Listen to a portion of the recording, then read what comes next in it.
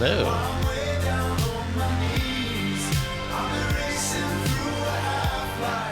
Hey, Andrew. Hey Brian, how you doing? You look better. Bryce, Yes. can I show you something? Sure. We are live. Good. Okay. Oh, is that the guy? Hold on, let me get. Is that the Too Many Cooks guy? I don't know. It looks All a lot I like know him. is an hour ago, I'm over at my favorite hot dog place at Burbank, right by all the studios. I'm sitting there waiting for a friend to show up, and out of the corner of my eye, I'm like, it's the dude, right?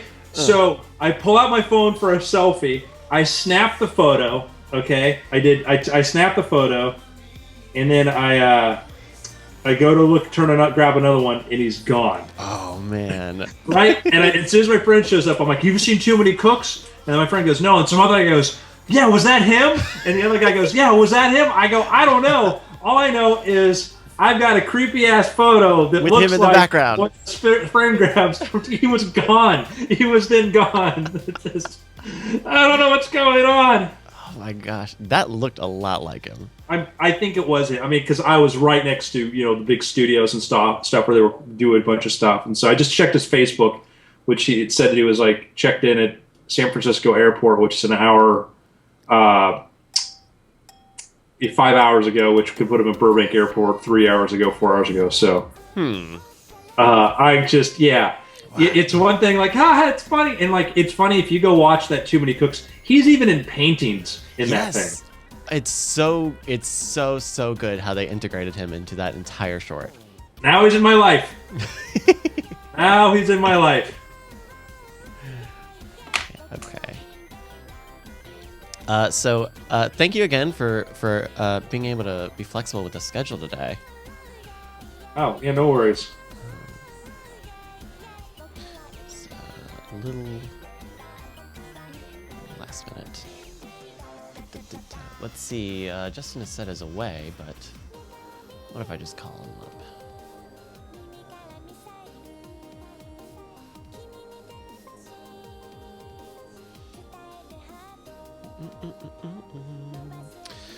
And Brian says he will be. Oh, call failed. Okay. Brian says he will be on his iPad today. So, I mean, he should be good enough for the show. How are you liking Austin? I really like it. I am getting settled, and I'm able to. I'm at the point where I can actually get to places without needing like GPS for everything. So yeah, I'd say it's going really, really well. I like it. I don't know. Like I haven't gone. Well, I don't know. I went to South by, which was a fun thing. Way to say South by. South by, yeah. That's the Swingers Festival that's goes on. Yeah, I like it. I'm really happy to be here. Where are you from originally? From Virginia, from the coast of Virginia. Cool. There's a child outside the door.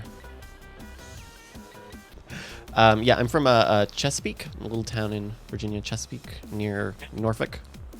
I'd say Austin's a bit of a change up from that, but Yeah, the year I left, there was one of those real estate blogs that do all these like weird niche listings of like the most artsy cities in the country or something. One of them ranked Chesapeake as the number 2 most boring city in America. boring can be good. Yeah, it's great. It's a nice, quiet city. It was also like it's also a really beautiful place. There's a lot of water, a lot of swamplands. We kind of have this thing called the Great Dismal Swamp. Yeah, it's funny how like when we think about the DC, we always forget that like DC was built on a swamp and how much of it just is that. Mm-hmm.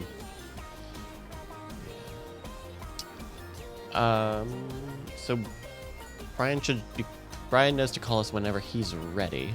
Cool. So Bryce, do you have a brother or somebody like that who wants to move out to LA? Who wants to move out to LA? Not my brother. My brother and his wife are very happy. We could use another Bryce. We could use another Bryce. Oh yeah. West Coast Bryce. Uh, Or settle for a John Tilton. I don't know. I mean, I'm sure there are probably people I went to college with who would be interested in. What did you study? I studied kinetic imaging. It is a very weird fine arts degree about art that has duration, so performance art and video, a lot of video and animation stuff. Sort of stuff, but maybe more advanced. Yeah. And so it was like that. It was a lot more like production based than like a film studies or a film degree, you know, which is a lot of which is also writing and a lot of pre-production type stuff.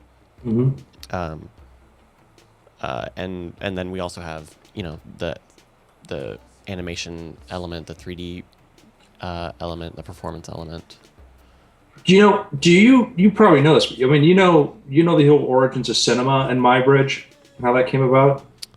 I don't think so. So, MyBridge, of course, did the photos of horses in motion and people walking and all that, and, more for not artistic, but then, which it spawned two things, is that allowed animators to also have walk studies. So now they can look at that years later. Edison was looking at the MyBridge photos of horses galloping because we didn't know how horses galloped. We didn't know how many feet came off the ground and like that. Right. Edison looked at that sequence of photos and said, if you flick these by one, you would recreate the moving picture. And then it all became into that. But I mean, I guess with your studies, there is it's fascinating, when you start thinking about in different contexts. And you look at was it Marcel Duchamp who would do portraits of chairs from all sorts of dimensions all at once. Mm-hmm. The idea of trying to capture that motion in one single static image, which it's interesting when you just change the context and stuff. So yeah, I'm sure you probably have some really cool references and stuff that could probably blow my mind. I would hope so. Yeah, I would so too. It's for what you paid for that education. Yes. Would like to have been for that conversation with your parents. Yeah. Yeah. Well, and especially, I don't know, I think there were a lot of people who went into that same department and came out of it very unhappy because I don't know, it's a weird thing. I'm very happy of my time there. Yeah. And I know that is not always the case for people who go to art school. Where did you go to school again? VCU, Virginia Commonwealth University. Oh, here's Brian. Hey, we see you. And we hear you. Let's... Oh, oops. Hang on, guy.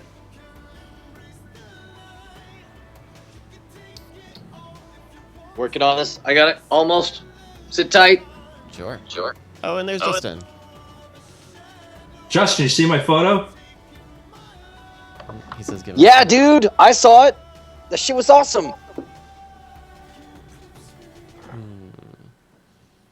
I literally, over my shoulder, I see the guy. I take out my camera to do the selfie to capture him, and I get that sideways, that profile shot of him, and then I'm like, let me try to get a better one, and I look, and he's gone. That's awesome. So, I mean, that guy... And I'm waiting for my friend shows up, and I'm like, have you seen Too Many Cooks? And then the friend goes, I don't know what you're talking about. And this other guy sitting there goes, my God, was that him? And the waiter goes, was that him? I'm like, I don't know. He's left. That's and amazing. So and that's what I texted, is it him? Like, we don't know. We're all confused here. We don't know. And all I know is I have a selfie where the serial killer man from Too Many Cooks is in the background. That's awesome, dude. Imagine what it's like to be. I mean, all of those guys are actors that are doing extra work. They just got called in. They made $50 that day or whatever. But it's like, and then he ends up, sitting. That took a year for them to put together, and then it blew up online. So this guy just did a gig. He's got minor roles and other stuff, and then all of a sudden he's like so famous he's infamous, as Steve Martin would say.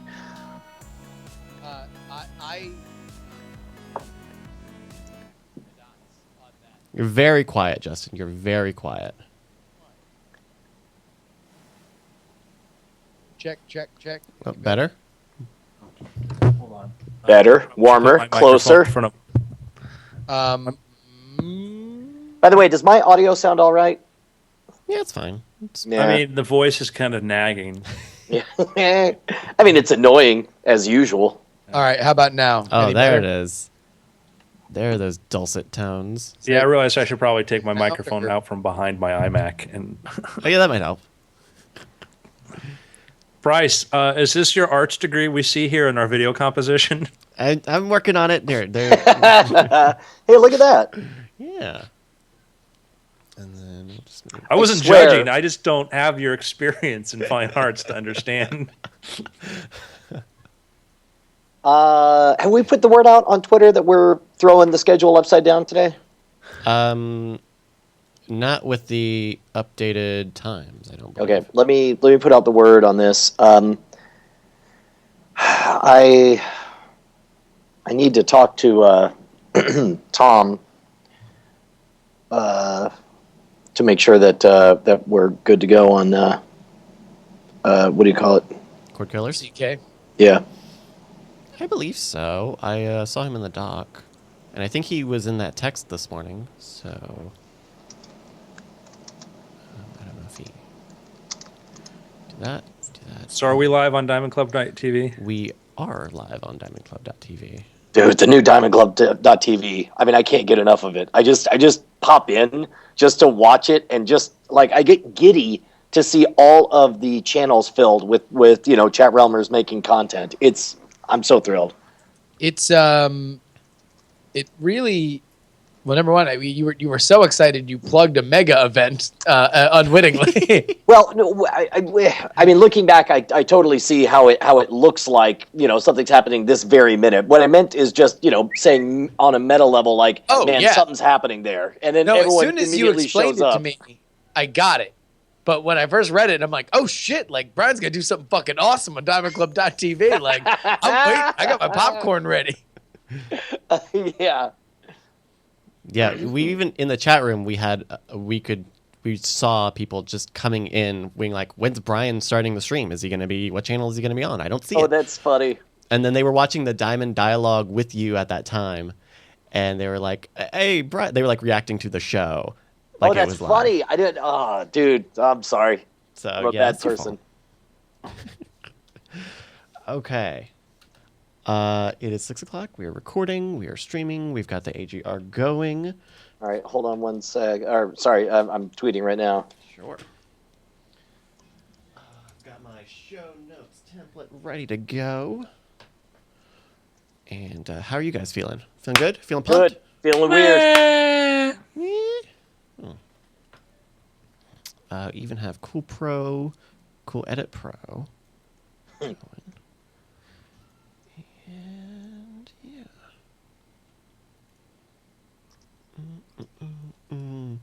Do.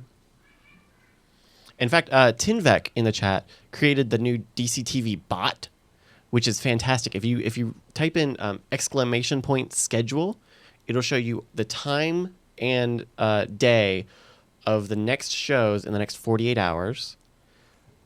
Dude, that's awesome. If you type exclamation point what's on, WHATSON, one word, it'll give you the listing of all the channels that are on right now.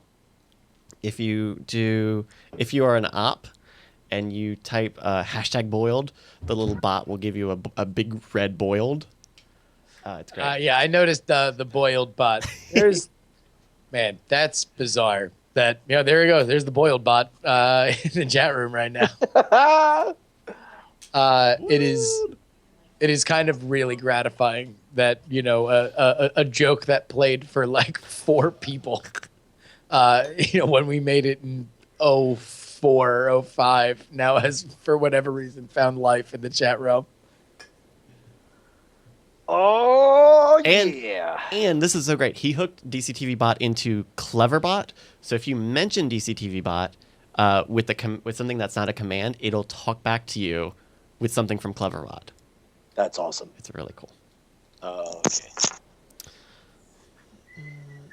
Okay. So I guess I don't need that for right now. Don't need that.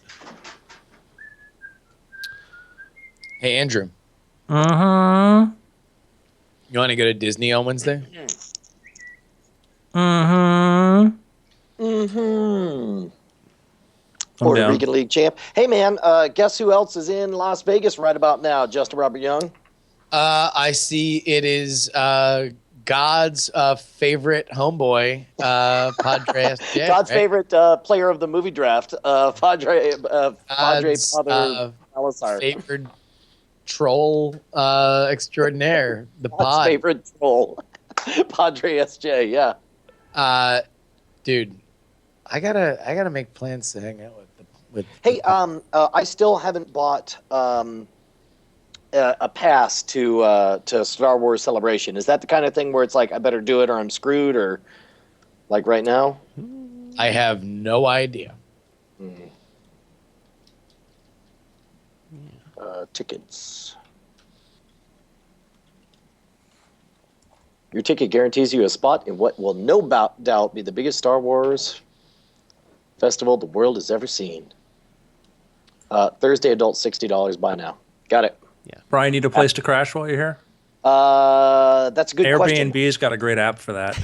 Yeah, boom. Boiled! So boiled. Damn, you so boiled right now. All right, so I guess we can announce that we're doing a meetup. We got people talking about coming down all the way from San Jose. Holy shit, really? Yeah, just to meet our sorry asses. But it's rare that all three of us are in the same place, together at the same time. So it's like it makes sense. Yeah, that has not happened all that often. God bless Chrome autofill. That is magic. Seriously, Brian, if you want to crash here, I've got I got a couch you and Justin can snuggle on. It's fine. I think I'm going to stay at Tom's. Fine, snuggle with Tom. Charlene won't mind. I don't know. I'll find out. It's sneaking up on me right now. Let's see. When is your thing?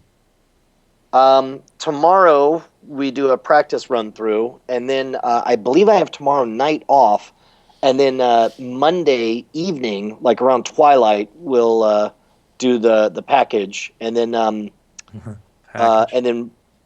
and then Tuesday morning I do the thing, and then we go to the podcast awards. Man, I'm podcast awards hype man right about now. The idea. Are you? The idea of going up Should and you getting write a speech? Can I I want to write my part of a speech, and you have to say it.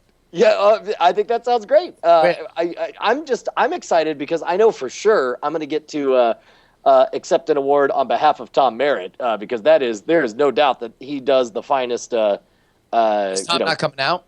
Tech journal. No, he's not. Unfortunately. Oh man, maybe I'll go to his house on Tuesday night and have a little watch party. Oh, that would be great. Okay, and I believe I am.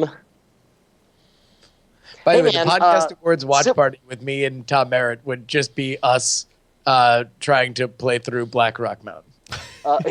That's fine. And then meanwhile, like on the big screen that you guys are both ignoring, it's the live stream of the podcast awards. Exactly. And you're up there accepting an award at the peak of your happiness. And you're like, I don't know. I mean, should I go with Freeze Mage for the Grim Guzzle? Right on, dude. I'm good to go. I am now confirmed. And by the way, thanks to all those who had well wishes about Calliope. Apparently, this broad spectrum antibiotic really worked. The doctor said a bunch of words, but the only ones Bonnie heard were MRSA, IV, and hospital. and luckily, it doesn't look like that's a problem. Well, that's very good news. Good news now, she has superpowers. So, there's a positive to everything. All right, I'm ready on my end. It sounds like you guys are probably ready on yours. Yes. Lamborghini Mercer. All right, can we just get a quick sound check for everybody? Brian? Hey, buddy. This is me. This is about the level I'm going to talk. I'm sorry. Let me know if the audio sounds super craptastical. Yeah, it's good enough. Justin? Hey, it's your old pal, Justin Robert Young here, reminding you to talk into the microphone. Alrighty. And Andrew. Hi, I'm Andrew Main, talking here, and almost was going to yell on the microphone for comedic effect, and then realized that'd be dumb. Okay, great. Great. Let me do this. We have what? How could this have been done in the chat room? I think that's my new favorite name. And he just asks, mind if I roll weed? Hey, how far in Game of Thrones are you, Bryce? I am in halfway through the 4th season. I'm almost there. I'm trying to catch up for Sunday. That Seth Meyers video, like, did that spoil anything for you? Because they dropped some like spoilers. Oh no, I had actually just gotten to the I'd been past the spoilers that I saw. I didn't watch the whole thing though. It was They 5 were pretty minutes. clever in how they hit him, though. Like it was well written. Like you had to know the bits they're doing. Like when he's acting out the The charade stuff, yeah. Yeah. Okay, well, I'm gonna go silent, and then we are ready to go in 3, 2. Hello, and welcome to the Weird Things Podcast. I'm Andrew Main, joined by Brian Brushwood.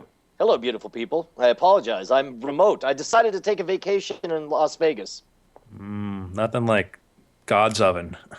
God, boy, you're not kidding, man. It is hot as hell right now. First thing I did was walk in and set the AC to 50. Oh, God. And Justin Robert Young. Hi, folks. Coming to you live from the cradle of civilization, Oakland, California.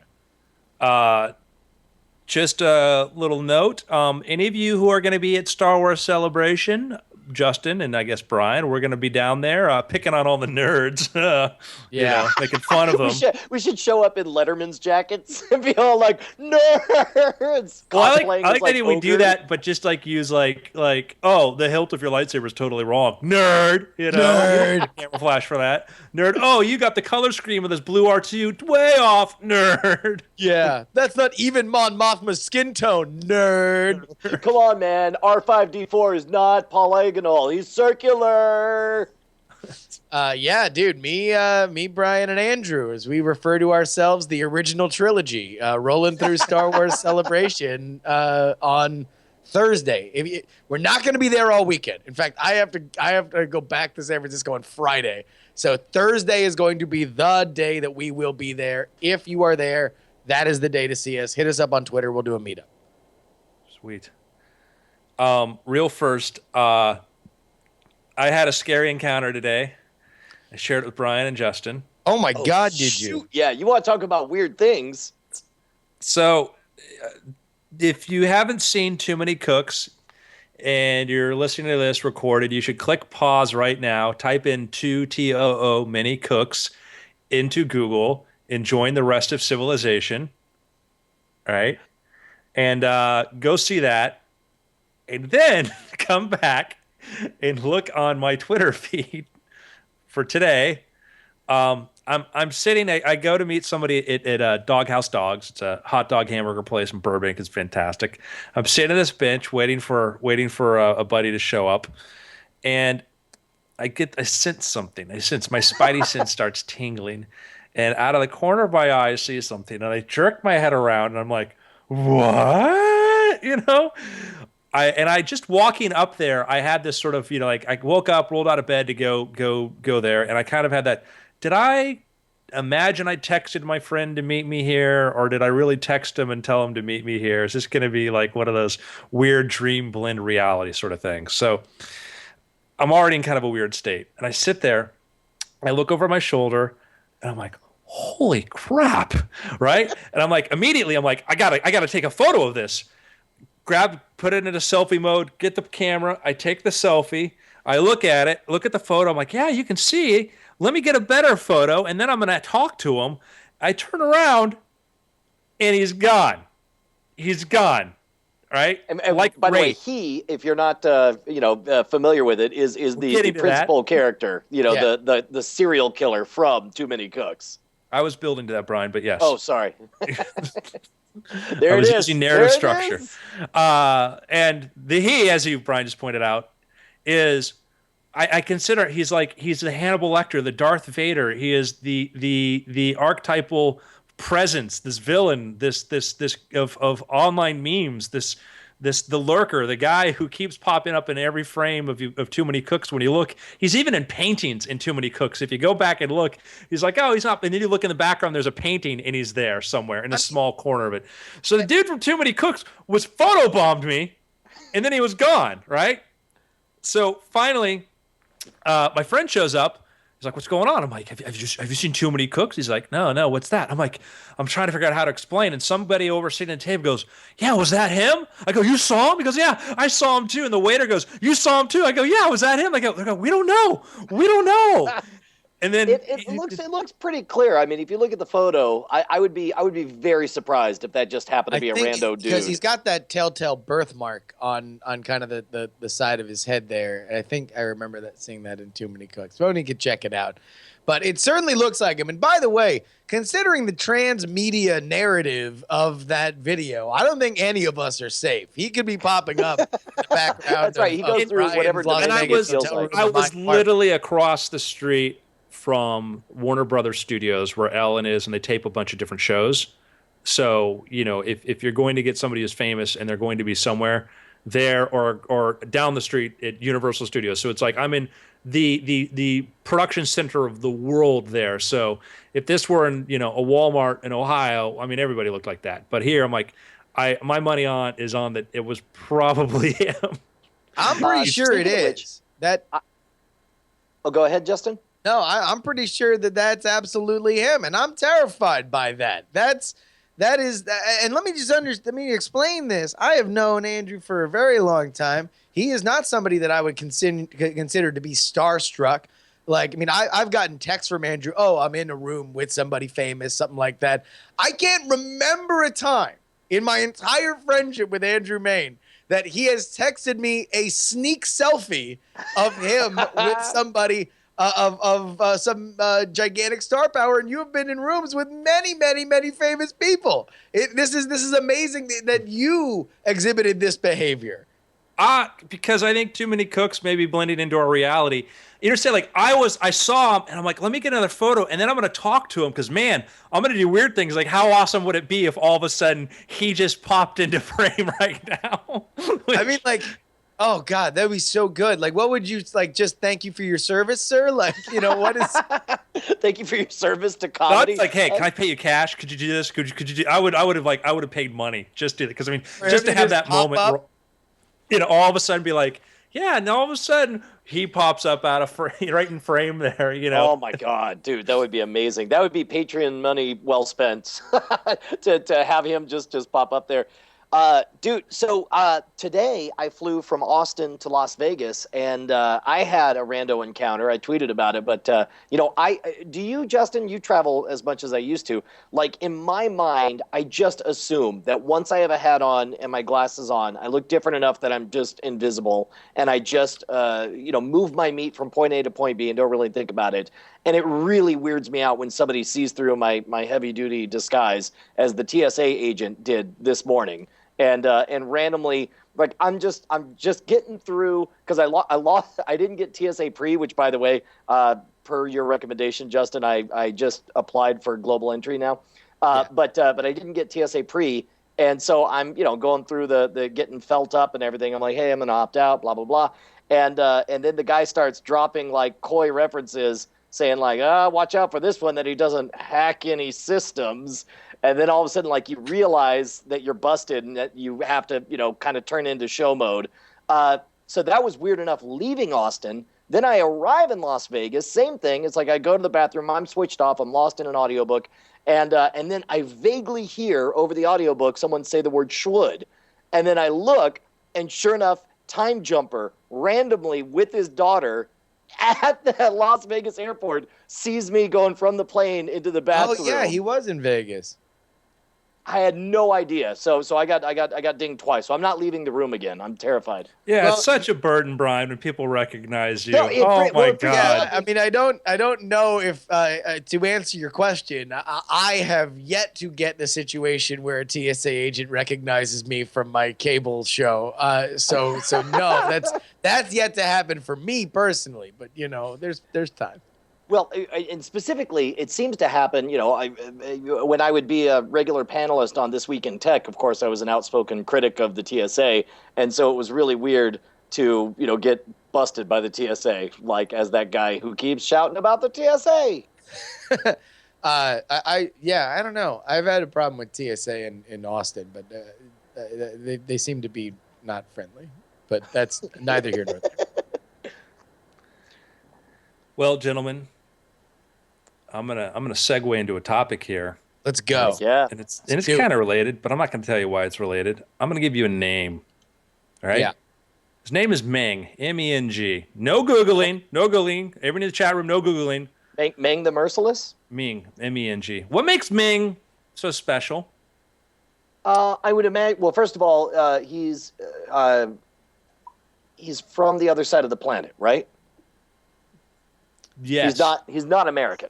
No. MENG, right? M-G. Ming. Ming, of course, he was a legendarily tough professional wrestler. Ming Zhao. His name is Ming Zhao Gao. Oh, okay. Ming- That is Ming probably not Zhao. the wrestler or the merciless. If I remember correctly, he has something special about his body. Is that right? Are we talking about- There is actually that's not the most special thing, but there is something special about his body. That part is true. Is he exceptionally old? Nope. I feel like he did something recently very impressive. Yes, he did do something impressive. Do you have a beat on this, Brian? Or are we Nope. are we dancing? Or I'm just feeling it out. all right, I'm using my gifts of guessing. Was it an endurance thing? Part of it I thought was kind of an endurance thing, which we'll get to in a moment. I was impressed. Did what he did make him well beloved among his friends and family and the people of his country? Some people. He has admirers from some people for it. Wait a minute. This isn't the guy that got the stolen iPhone, is it? No. Okay. Because like that dude, that American who had his iPhone stolen for whatever reason, became like a minor celebrity in China with millions of people following his journey to go make a friend with the guy who bought his stolen iPhone. No. Huh. Is the thing he did, is the world a better place for him having done it? We don't know yet, and I will tell you that he accomplished what he did was impressive. And also, I didn't know this, but he accomplished. He was a first. He's from China, and he was the first Chinese person to do this. Is it something virtual, like a video game? Did he break some kind of record or something like that? Well, I guess the question is was technology involved? Was it his Yes, interaction was with technology? probably involved. Huh. The thing he did it take longer than 10 hours for him to do? No, about 40 minutes. 40 minutes. Wow. I mean, Okay, but yeah, so- there was maybe, yeah, I think there may have been something that not quite clear on the time. So okay, but as far as the scope, so it's There's not a like reporter went to get the story about this, who traveled to go visit to him to get the story. I'm going to send this to Justin so Justin can read while Brian and I go back and forth over this. okay. I sent you the link and then an excerpt from there, Justin. You can look. So Brian, let's delve into this. This is a weird All thing. right. So obviously, so it's not so much like he just he played World of Warcraft the longest or something like that. I mean, this it's guy. not Korean. No. What was that? Stereotype racist. Did he have an audience while he was doing this? No, not really, not what we'd consider an audience. All right, so should I just read from the I want you. Well, let's Brian. Yeah. Now we got multiple iterations. So what happened is his reporter went to go journey to go see him. He lived in a very, very remote location, and I want Justin can start off the story of going to go visit this guy. All right, I'm reading from the excerpt that Andrew has sent me. It starts with a quote, and I believe by Meng. "Out here, it only picks up 2 channels," he said, "so it's a waste of money, but I didn't buy it. A businessman brought it. After he heard about my story, another visitor from Malaysia had brought him a cow. I sold that," Ming told me. "Cows cost money to take care of. What am I going to do with a cow out here?" We stepped outside, boots crunching snow, and faced the Dragon Mountains, veiled in purple mist as the day's light faded. Meng said that on a night much like this in 1994, he saw a metallic glint shimmer off those peaks. "I thought a helicopter had crashed, so I set out to scavenge for scrap." Can we pause real quick? Like, at this point, I still have absolutely no idea. Like, even within the realms of our little game, I'm trying to figure out what his amazing thing he did was. Okay, all right. I keep going. I just, man, I thought I would. So we know that this happened in '94, so many years ago. And I continue. Let's reread the last paragraph, last sentence. Okay. This is a quote from Ming. "I thought a helicopter had crashed, so I set out to scavenge for scrap." He made it to the lip of the valley, spying the wreckage in the distance, when, vroom, something hit me square in the forehead and knocked me out. He awoke at home, he told me, with no memory of how he got there. A few nights later, he woke to find himself floating above his bed as his wife slumbered beneath him. A 10-foot-tall, 6-fingered alien woman with thighs coated in braided hair straddled his waist. Meng and the alien copulated for 40 minutes. So, braided hair on her leg. Yeah. Braided, and by the way, this picture that Brand is now showing is a very, Sopranos-esque kind of, Meng to an alien. What about it? Is a lumberjack, Chinese lumberjack, and the first Chinese person to be abducted by aliens. Oh my gosh! God. Wait, there's not like that's a phenomenon that has not made its way to China yet. Well, that's all going to change. Like Yao Ming, Meng the alien conqueror here, the alien lover, That's amazing. 40 minutes of lovemaking, they may be coming back from war. I mean, so part of the reason that we have the phenomenon of alien abductions is that the story, much like an urban legend or whatever, it just has traction. It naturally resonates with people. And so anytime someone has an episode of quote unquote lost time, through hypnosis or whatever, they recover, quote unquote, the lost memories of their alien encounter. I can't believe that story. I wonder if there's some Chinese analog that covers that same space that had filled that niche before. Well, I think in general, you certainly see hallmarks of stuff like that, of popular fiction or popular lore that kind of goes into these sort of encounters. But I think it could be a soft influence, and even beyond that, this is amazing. On any way that you look at this is the most awesome thing on the planet, because either A, if you want to be very cold about it, you can say oh, okay, well, I wonder what big thighed, hair braided, legend that this has been co-opted from, or you can be awesome like me and understand that when aliens want to bang Chinese people, they just roll in a bit of a different way. It's not all the bald-headed, super skinny people. Apparently, they get dressed up differently. Got some braided hair dunks. Well, I guess what's amazing to me is like the phenomenon of sleep paralysis, right? So it's like when you go to sleep, you have dreams, and like for example, there are cats where they lack the ability to paralyze their body, so the cats get up and they sleep walk and sleep jump and do all the things that they're doing in their dreams. But sometimes you wake up, but your body's still paralyzed, and so through time you get different interpretations of it. You know, in the 1600s, it was the belief in incubus and succubus was sitting on you and keeping you from getting up or whatever. And then, you know, in the 1950s, it became, you know, aliens holding you down or whatever. Like, I just would love to know what China had before this got around. You mean like the Huli Jing? I don't know what that is. Tell me. What? So, Huli Jing, if you type in HULI space JING, and then I'm gonna ruin part of your childhood for you too. All right. You do that a lot. Huli Jing. Oh, there we go. Wow. I just wrote Huli and it was all already in there. Oh man. So what is it? So it's a fox that can sometimes appear as a female or a woman, perhaps seduce husbands. It's also become sort of a derogatory term now. Oh, like a vixen or a vamp or whatever. Yeah, so that is one Chinese succubus, but also the Asian origins of that, inspired from Sonic the Hedgehog tails.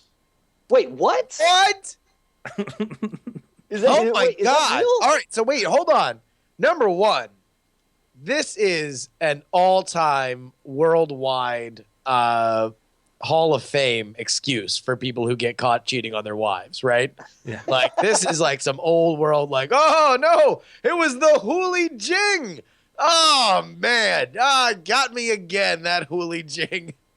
So you're saying that Tails is a Huli Jing, like meant to be a sexy fox. Well, no, I think it's just more the design of it kind of probably came from historical drawings of a Huli Jing, right? Yeah, I mean the origins tails came from Asian mythology and the idea of a multi-tailed fox. And actually, if you go back far enough, it's the Huli Jing, which has, you know, which is a version of their succubus, which could change into human form and seduce. Man. Oh wow! And look, and there is, dude. I kind of feel like this image search for a Huli Jing. That is a cultural treasure trove. Like, I don't know what the hell this stuff means, but I know all of it isn't nice, and half of it is likely pornographic. Yeah. So the Wikipedia article says in Chinese mythology, it's believed that all things are capable of acquiring human forms, magical powers, and immortality, which makes me wonder. I guess this is a fox that becomes like a girl, and then you have sex with the girl.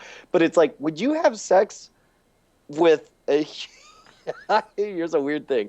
Would you have sex with a human body woman, but that has the brain of a dog?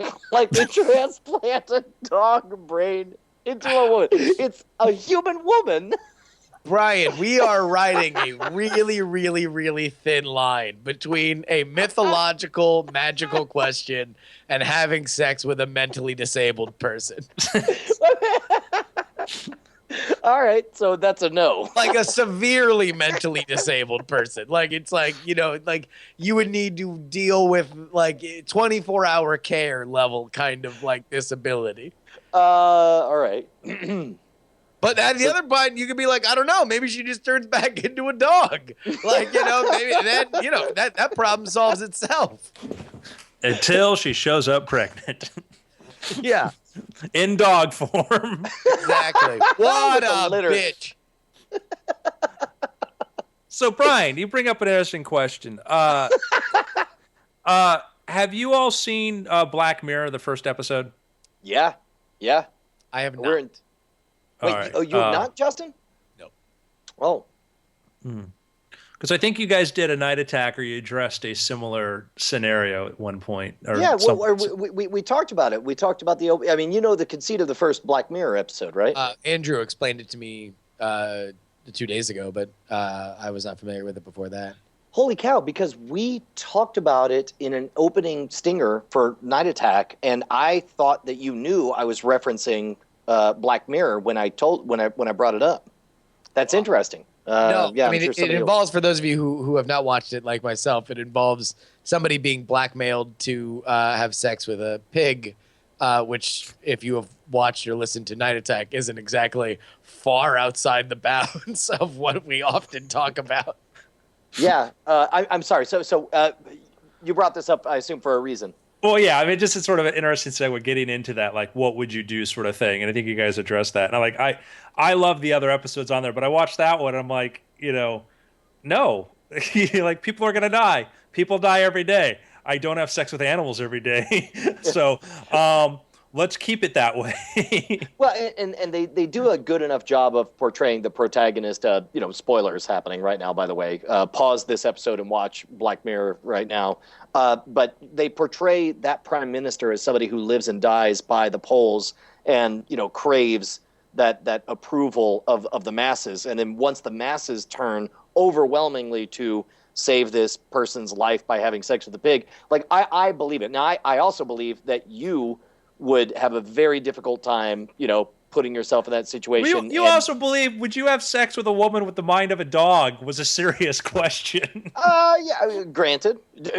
Fair point. All of this fair. I mean, serious in italics, but possibly underlined. I remember I had a friend. Keep in mind, don't think I haven't noticed that you haven't answered the question yet. A beautiful woman. Beautiful woman. No. Really? All right. For those of you wondering, no, I'm into women. Let me make it clear. But it's it's like, for those of you wondering, I'm into dogs. I'm way into dogs. Like, it's Love my dogs. favorite thing love in the dogs. world. Love women. All Not right, what about the two reverse? together. What about a dog with the brain of a human woman? No, I feel like that's a double no, right? What? That's a no. That's a 3-for-1. No. She's a human woman. She's got feelings, and she loves you, and she wants to, take it to the next level. I had a happens to friend have who a came to me dog. one day and said, "Man, I got a question for you." I'm like, "What?" Says, "I love Arby's." I go, "Yeah." He goes, "There's a really cute girl there that works at the Fries." I'm like, "Cool." He's like, "She works at the Fries." I go, "Great." He goes, "I think she's developmentally disabled," and he's like, "Would that be wrong if I, asked her?" I'm like, "Dude, I don't even know where the spectrum is or how to answer this question. I have no idea. Nobody prepared me for the situation where my friends, because one, like, oh, I know somebody's handicapped, great personality, whatever, and like that. But when you're like, well, when they're in the spectrum, like the autistic spectrum, and they're how far down does it go? When you're And that's actually a good question, because I know from the reverse side, my neighbor growing up had a learning disability, and so fairly significant. And he now drives trucks, and the girl he ended up marrying is like, was honor student and super smart, and like was a nurse or whatever, and like for whatever reason, they love each other deeply, and it's perfect, and we're all hooray for but you're right, it's a weird like at what point, when does the creepy alarm go off on that? Well, like, how far a difference on the spectrum does there have to be? these are really weird things. I think this is what you were saying was like the brain of a dog, meaning that the communication level is like, hey, and then drooling, right? Like, that's something that like you need 24-hour care for. I feel like that is at the very least, like, you can't, that's not just a quick like, oops, sorry lady, I gotta love him and leave him. I am the Rolling Stone and I gather no moss. Adios. You can't do that without like a problem on your conscience. But also, isn't what we were talking about kind of the plot, or at least the first act of Splash, the Tom Hanks movie? Like this smoking hot chick who can't speak the language and doesn't understand society just shows up, but she's just really hot and weird as hell. And he's all like, yeah, let me keep that in my room for a bit, and then until she gets out and goes to Bloomingdale's. Well, I think that you're not allowed to have intimate congress until they display a certain amount of agency. And I'd say, like, driver's being a legal age and having a driver's license, is that it? Is that our qualification? Like, if you can pass a city driving test, does that? Wow, this is really, we are riding a line here.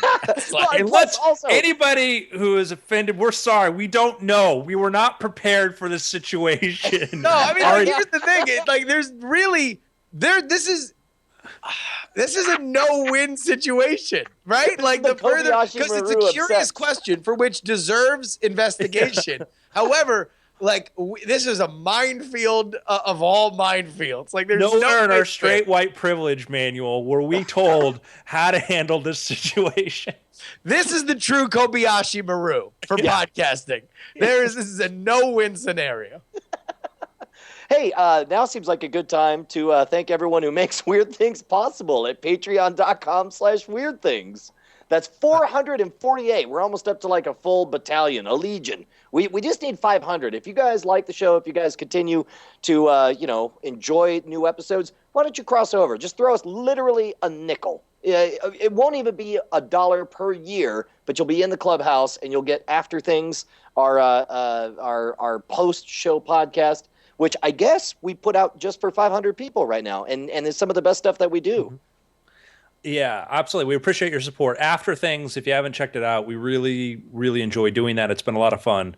I'm getting a lot of I want to take this to a serious note too. Is like there is a serious problem with people, developmental disabilities, far to one end in the autism spectrum, who get abused, and it's very, very sad, and it's one of those things that, the care for people. I have the highest amount of respect for people involved in nursing and care for people who are, need that kind of stuff, because it's a challenge, and it really is the most important work you can do. And it's very sad when you hear about these, people who are, abused and whatever. And so I don't want to make light of that at all, because that's just the thing. God, no. I mean, and there's a reason why it's a no-win scenario, because like there are some very serious elements attached to it, and what we are only trying to do is, in the best possible way we can, explore some of these issues. I love the. How about them Dodgers? I love the charity that Penn and Teller work with out in Vegas. Is it Opportunity Village? Yeah, Opportunity Village is what they do. Yeah, and I mean, it's a great thing. One of the most rewarding classroom visits I had recently was with a group of autistic kids who are very high functioning in the spectrum, but still needed to have kind of higher teacher ratio and attention, all that. But talking about story writing, talking about storytelling, they all had stories they wanted to tell. They all had an interest in it. And one kid started going on this incredible narrative about a mouse and all that. Could have been like a 2-hour Pixar movie, and they have observations and things to share that are very, very absolutely worth understanding and listening to. And I don't mean that in a condescending way. I mean, it just it's a point of view that I'd never even think about. Then like, wow, that's important, and that's an experience that's worth knowing. So, cool. Absolutely. We got opportunityvillage.org. That was a great place to find out about that, which is I think is just a very, very, we don't spend enough time, or I think that when we think about things that we want to try and address and help, and in our country in general, is that one of the biggest problems of homelessness is mental illness. And it's not a sexy charity. It's not a thing that lends itself to, big affairs and big events and things like that. And so many of the people that we look at and we're sort of dismissive to or whatever are dealing with some sort of internal demon. And it's not always drugs or whatever, or just, bad luck or laziness. Very often it's mental illness, and it's just hard for them to fit in. And it's hard to figure out how to help them do that. Absolutely. So. Downer, Andrew. All right, I'm going to change the topic. So let's talk about goblins. I got 2 more things I want to hit here. I'm going to send you both a photo, and it's going to be a guessing game. You got to tell me who this is, okay? And I saw this thing. I read an article. I didn't make a connection, and I don't want you to show the photo yet, because somebody out there will probably see it and it'll pop up into the chat room. But I want you guys to look at this and to tell me who or what you think this is. And I saw the photo and I read an article. I did not make the connection between the two of them. You're sending it to my email? Is that what's happening? All right. Sending your way here. This is going to be a guessing game. I want you to first impressions, and I want you to just impressions who you think it is. Then we'll describe it. Got it. All right, So the subject looking says, at- "Who is this?" And oh my gosh. First of all, my first impression is that it looks like Biff Tannen from the alternates Back to the Future, in which he actually takes over Hill Valley and makes it a giant casino. That is very it's much Hell what it looks Valley. like. It's Hell Valley Biff Tannen. Yeah, but it's a statue of him. Like after I don't know. I feel like this is a prop from Back to the Future too. Oh no, yeah, like you know that like just walking in front of this is boob job Leah Coleman, Leah Thompson. Leah Thompson, just arguing with the henchman.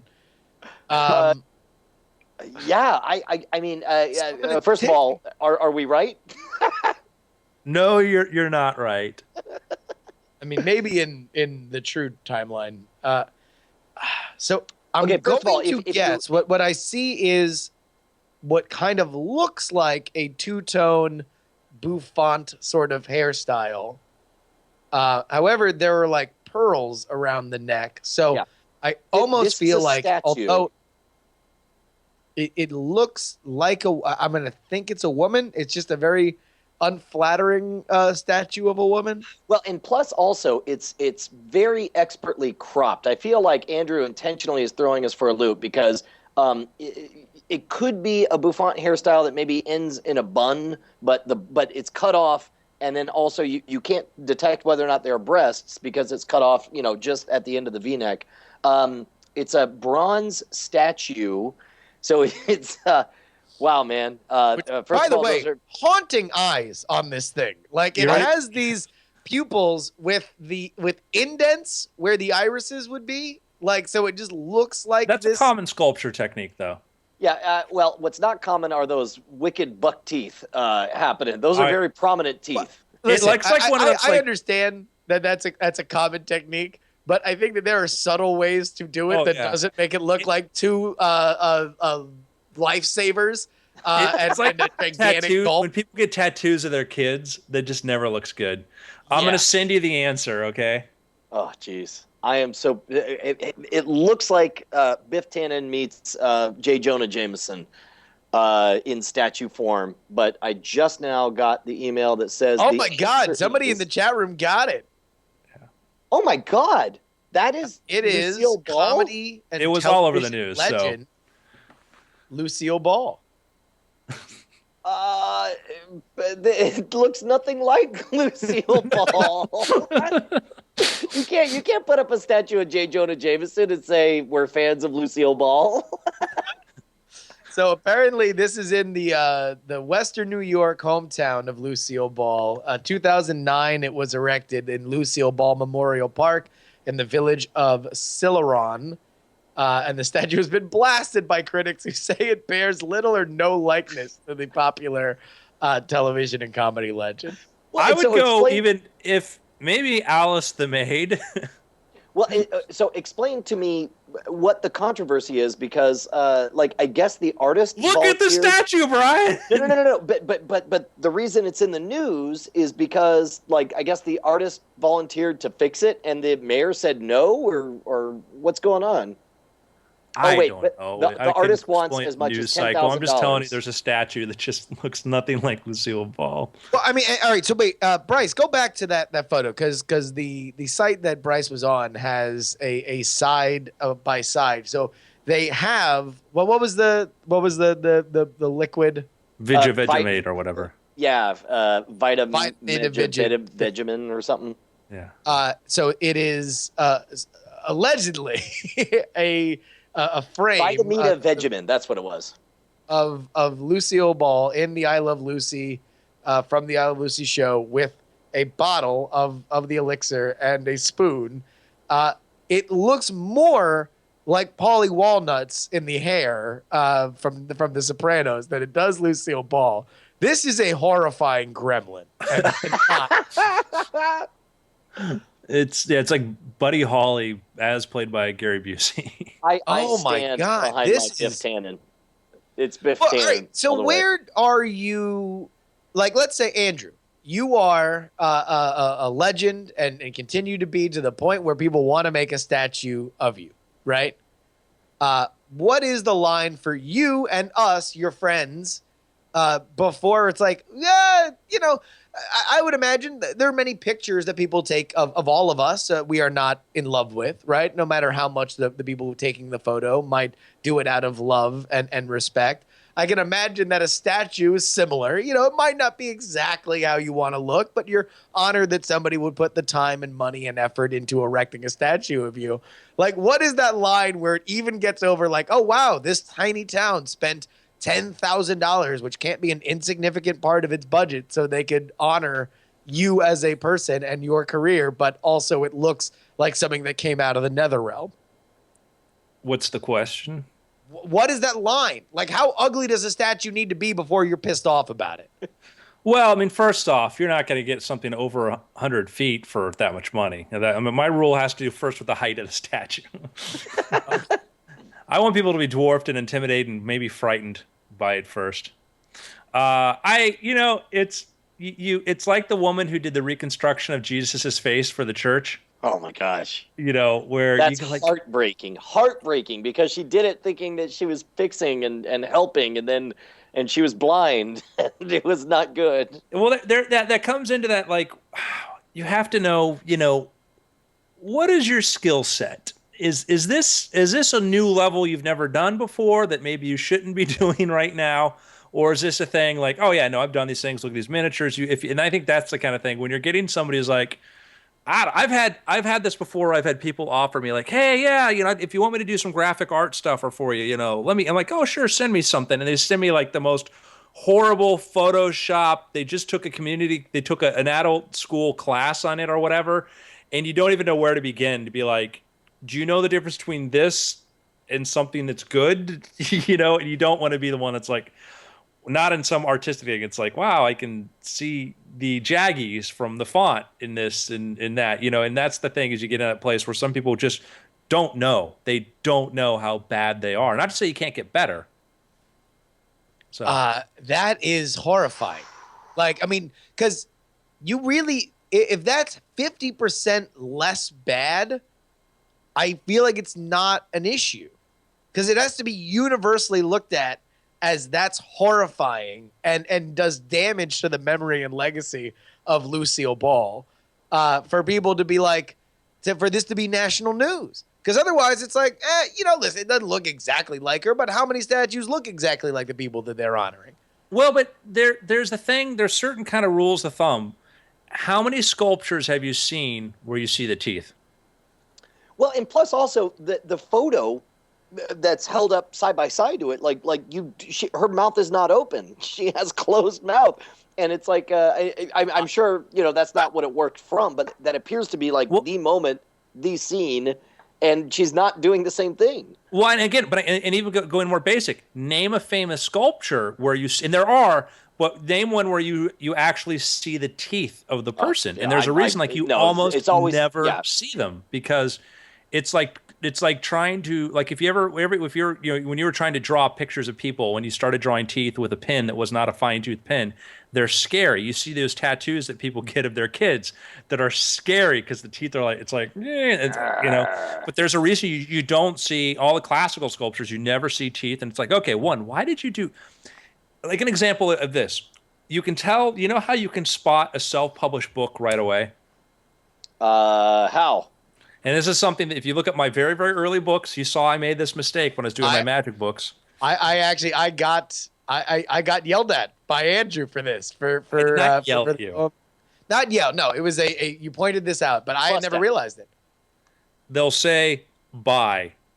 Oh yeah, no, they never say written by or yeah. Yeah, so like professional books, it's the author's name. They never write by. So when you see by so and so, like, well, the author did this. So yep, there you go. That's what children's do. Children. First, a bestseller, by the way. My first self-published book, and I was in the habit from because all those magic books and all that, they wrote by, and so that was like, I think that's the last time I wrote. Probably the last time I wrote by on something, but when I started writing novels and writing fiction stuff and all that, then I just never did. But that's how you can spot self-titled or self-published. And so there's certain rules where you go like, wow, they don't know about this. Like the sculpture, like you did teeth, you don't really do teeth. That would be amazing though for like a major release to put by on there just to like throw it off kilter, make it look a little more amateur hour. I'm sure it happens. I mean, sure, it doesn't necessarily. I mean, you're not Well, forbidden. especially for like kids' books, I'm sure people do that. Like, Do you think that this sculpture was like it was like a caricature kind of element? Because just like the look on the face, like almost just looks like kind of like indie comic, super intense caricature, kind of like, or is it just terrible? no, it's just terrible. I really wish Biff Tannen's never looked better. But I mean, like the odd thing is that if you just sub out that face for a better version of that face, and the rest of the sculpture doesn't look terrible, right? Like that's perfectly passable for a Lucille Ball statue. Yeah. It's just the bizarre scarred mobster head that instead has replaced one of the funniest women to ever live. Well, and plus also, it's not even like they tried to nail any of the characteristics of Lucille Ball's face. That you know, she has very distinctive eyes and very distinctive way of doing her makeup. And I mean, I guess the bouffant kind of looks like her bouffant, but not really. No, because she had very famously curly hair, right? And that was that was another element that was very unique for television, was to have at that time considered to be kind of like ethnic, like hair, to have like very Irish curly hair. So that's and this is like slicked back as if it were like pomaded. All right, I want to do another real quick one. Sure. This is we're seeing a new side of NASA, right? A lot of interesting missions, space exploration, all that. Recently, a NASA official gave an estimate, a probability of discovering alien life. You know what? I thought this was really a weird thing for him to say. Well, I mean, drink. I thought it was odd that it wasn't so much a press release, but just casually, I expect that we'll find life in our solar system and outside of our solar system. We'll find evidence of it within the next 5 to 10 years. He said. NASA chief predicts we'll find signs of alien life by 2025. So yes. That sounds outrageous, except if you take the fundamental premise that in order to cause life, you just need water, source of energy, heat, and then the ability with our gizmos to, check for, manufactured oxygen, et cetera, et cetera. If you assume that that exists, or that's all it takes to make life, and it's just a matter of fidelity of your instruments to look, then that's actually not an outrageous thing for him to say, because he's not talking about intelligent life. He's just saying, we're going to find it somewhere because lived at some point, and here is a sign that it happened. Well, let me go a little further. So his quote was, and this is NASA chief scientist Ellen Stofan said at a panel, that I think we're going to have strong indications of life beyond Earth within a decade, and I think we're going to have definitive evidence within 20 to 30 years.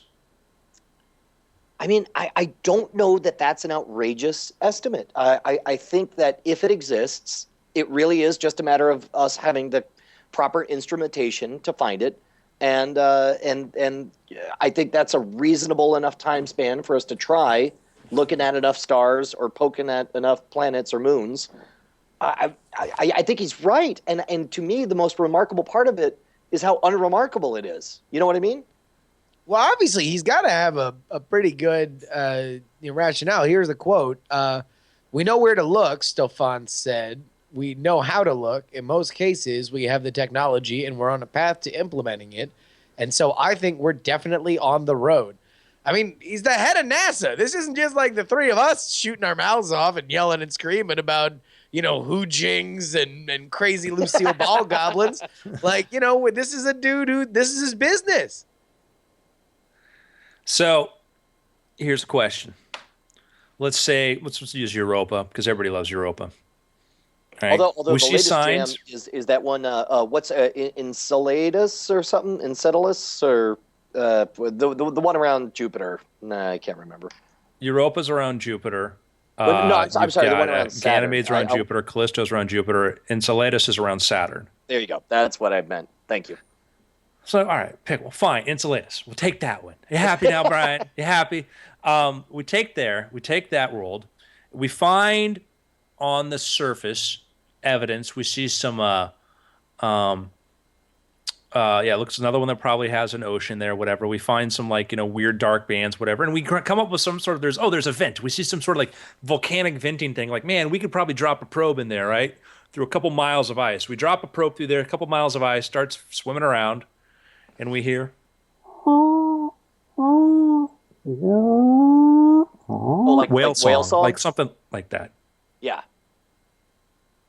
Or maybe we have like some sort of radar stuff. We pick up big things that are 100 meters long. Well, okay, so this is one of those topics of discussion that you have, around 3 a.m. on a long haul drive. You're just, speculating wildly. And my friend Gus asked, driving the Piggly Wiggly truck, just left the truck stop, filled up that, said no to the lot lizards. I gotcha.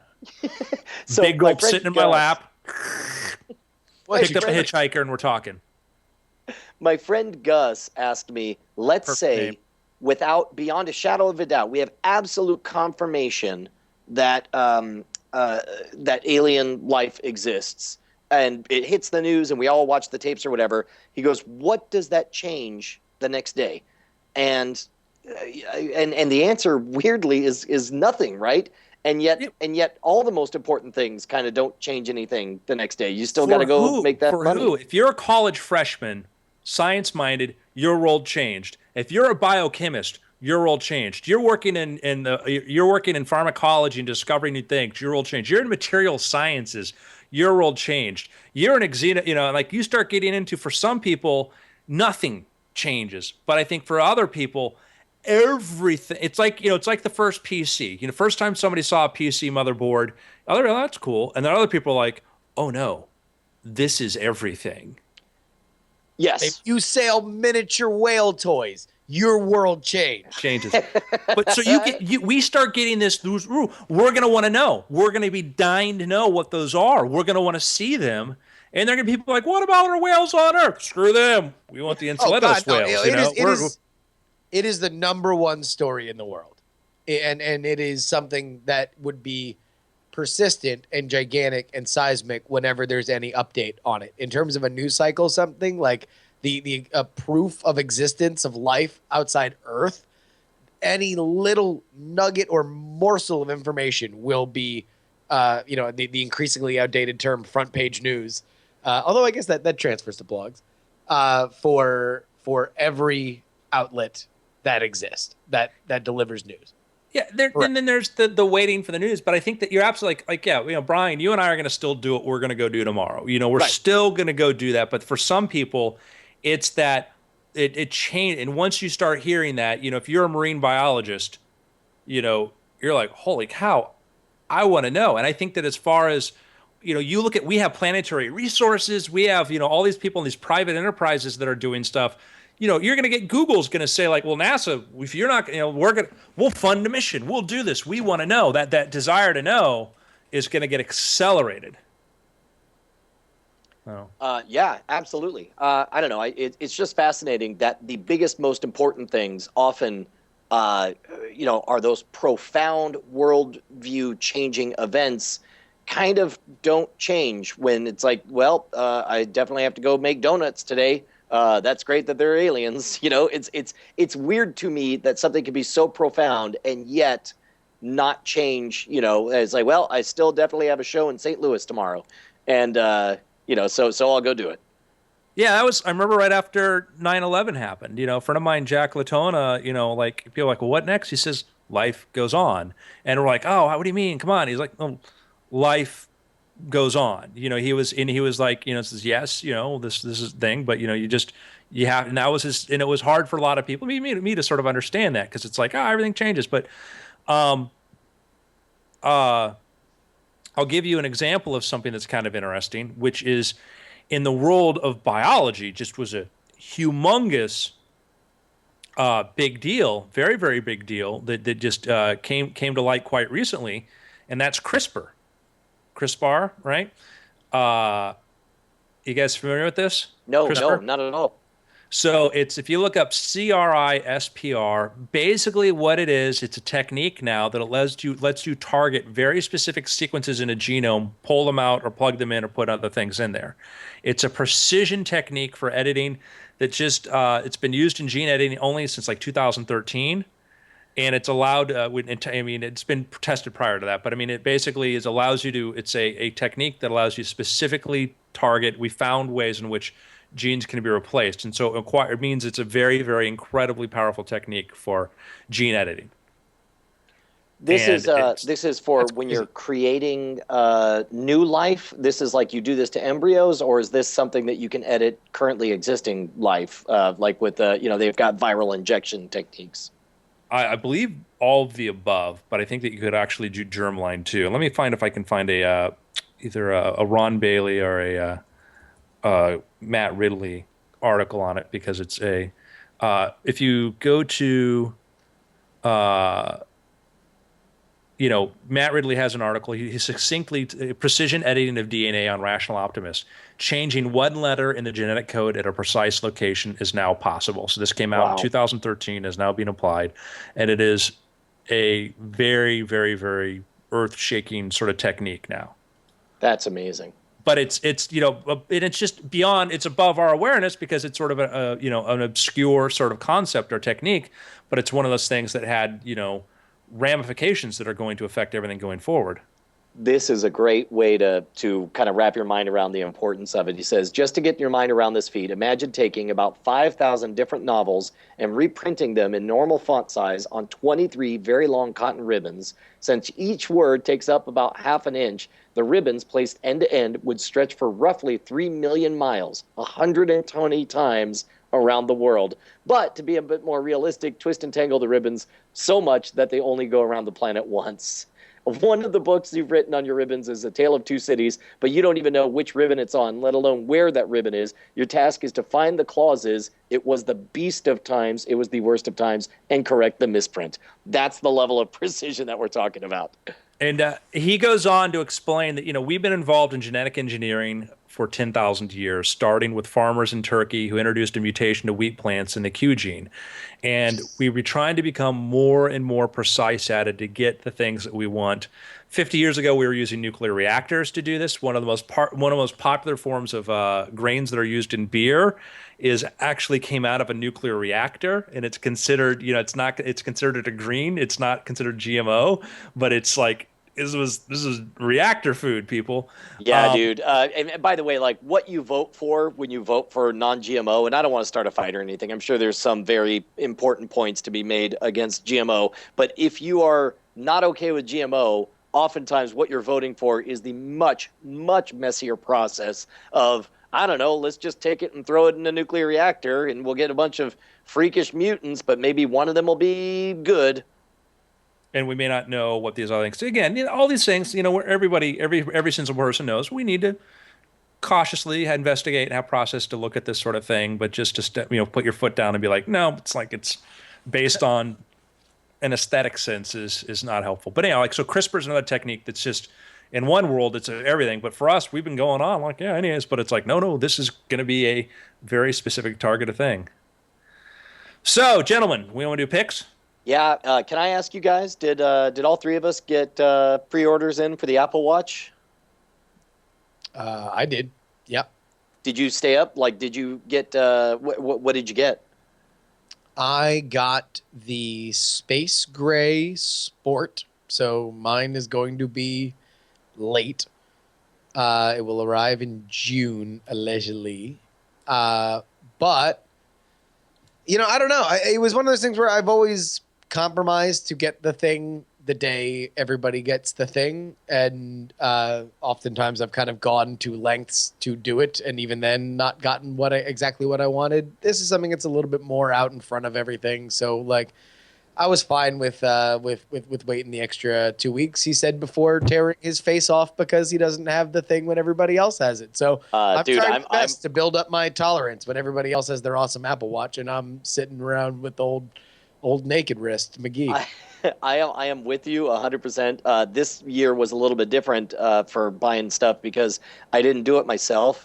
For Christmas, John Tilton gave me a piece of paper saying John Tilton owes you an Apple Watch. And so that meant that, he was like, what would you like? I was like, these are my preferences. And since he was the one doing it, he put down exactly my preferences, and it also will show up late. So we'll be Team Bare Wrist. Yep. But meanwhile, I was like, dude, I would take any color. Like that 2 weeks of not having it and the whole world having it, it's going to be very difficult. Well, listen to you, Apple cult members. How does it feel to worship at the altar of the Apple? Are you not one of us? Oh no, I ordered mine. Okay. I am like you guys to not have somebody else buy one for me. Hey, I traded mine out. I traded a global upgrade for one with my friend Andrew Main. So I only worked for part of the way though. Yes, no, you did. Yeah, Justin gave me this, help me get back from Asia in first class. So I'm like, well, I'll get you an Apple Watch. Base model. I went for the base model, the sports watch, the Apple Sport with the white band. Because I'm like looking like, do I want to get I don't know enough about watches to know what I'd really like, what would be really, really cool. So let me just get this and then, see if I like it. And then they've got a hell of a resale value, I'm sure. So I'm like, it would be easy to, upgrade or get something else. So I went for that one. So, yeah. I weirdly, I found myself kind of torn because I personally backed the Pebble Time. And just so I got the Pebble Time Steel because I wanted to, have the fancy whatever on it. And I think that'll be my fancy watch. And I think that meanwhile, like the Apple Watch, again, because that's a gift from John, it's got all of the biometric stuff that I think that'll be like my workout watch is what I'm thinking. But we'll see. Yeah, I think it's a, again, the reviews in it are all over the place. So we'll see, what the response is. So look forward to that. My pick is Daredevil. Finally watched the first episode on Netflix. Came out on Friday, and love what they're doing with Marvel's Daredevil. I think the question I had when I heard about making a TV show. Of course, they don't have the budget that they do for movies in the Marvel Cinematic Universe. And the answer, it turns out, is here's the nutty idea: why don't we make a really good lawyer drama? And by the way, the lawyer happens to be blind and kicks a lot of ass when nobody's looking. And so far, I'm loving it. I really, really enjoyed the first episode, and I'm looking forward to watching the rest. Man, did you see it, Justin? I have not seen it yet. I'll probably watch the first episode tonight, but or at least the first couple. This is just a golden age for lawyer dramas, right? Between like this and Better Call Saul, there have never been more awesome lawyer dramas. Absolutely. All right, so Brian, I have two questions for you. Sure. I watched the first episode. Actually, I just have one question. I watched the first episode, and already better than Agents of S.H.I.E.L.D. Let me make that clear. One, how was the acting for you? The trickiest job was on that chick, and she was good enough. I like the interaction between Matt Murdock and Foggy. I don't know how good of acting they're doing, but I like watching them interact with each other. And maybe it's a little bit like watching, the interview with Seth Rogen and what's his face. I don't know. I guess you were not crazy about the acting. It felt uneven. I think everybody's wonderfully cast. Everybody's wonderfully cast, and I don't know what went into making that first one. I have no idea. But there was points where I'm like, man, this feels like more like a table read. And also Charlie Cox, who I think is I loved him on Boardwalk Empire. I thought he was really great there. I think he's a very, very great actor. At some point, so I'm like, man, he sounds more London than than Hell's Kitchen. There was a couple points there where his it sounded like his accent more. And again, and I don't put that on them at all, but I was like, man, like this seems a little bit like, you know, and again, we've all been in those situations where you got to get it done, whatever, and you don't get a chance to redo or that, and it could be rushed, and it could just be in my head too. I think that and somebody points out his accent gets more consistent later, and yes, it did feel like that. It did feel like some of those scenes where it was like, this doesn't quite feel like the accents where it should be. You know, it felt like more like and he's not Irish, but I almost sounded like he sounded Irish, which, you know, was sort of like maybe he's trying to do Boston. But anyhow, that was a little bit, it pulled me a little bit out of it, but I'm excited for it and where they're going at. That was my one thing. And the other thing was like, I thought the fight scenes were really well done, but they seemed long. Yes, I do agree with that. Yeah, it's weird. It's like part of me says you shouldn't grade on a curve based on what platform it's on. Like, art is either good or not good. However, another part of me says you can't divorce the art from the medium in which you watch it, and definitely grading on the Netflix curve, you know, the television curve. It's excellent. It's amazing, and I'm really, really digging it.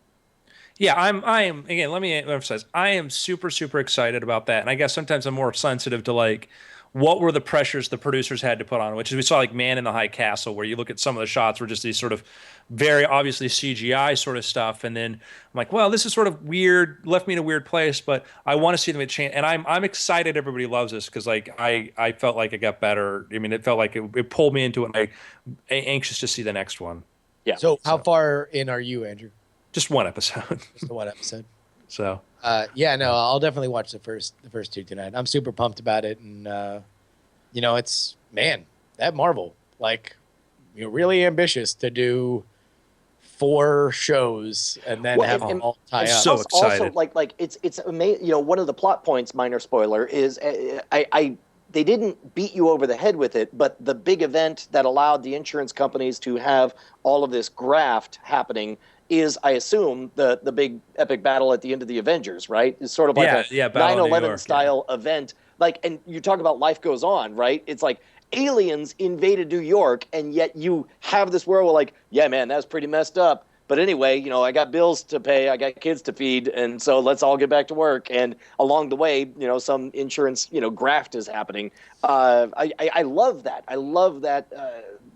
And it is kind of a very canonical Marvel idea that there are these real, you know, quote unquote superheroes that are in this fictitious version of New York City, you know, and it feels real, and he is kind of just this hyperactive version of a, you know, is the Guardian Angels the yeah the patrols that went around at night, like the Curtis Sliwa whatever. So like, yeah, it's super great, and that's I guess what the Iron Fist and Jessica Jones and Luke Cage stuff is all going to be in this like very real version of Manhattan.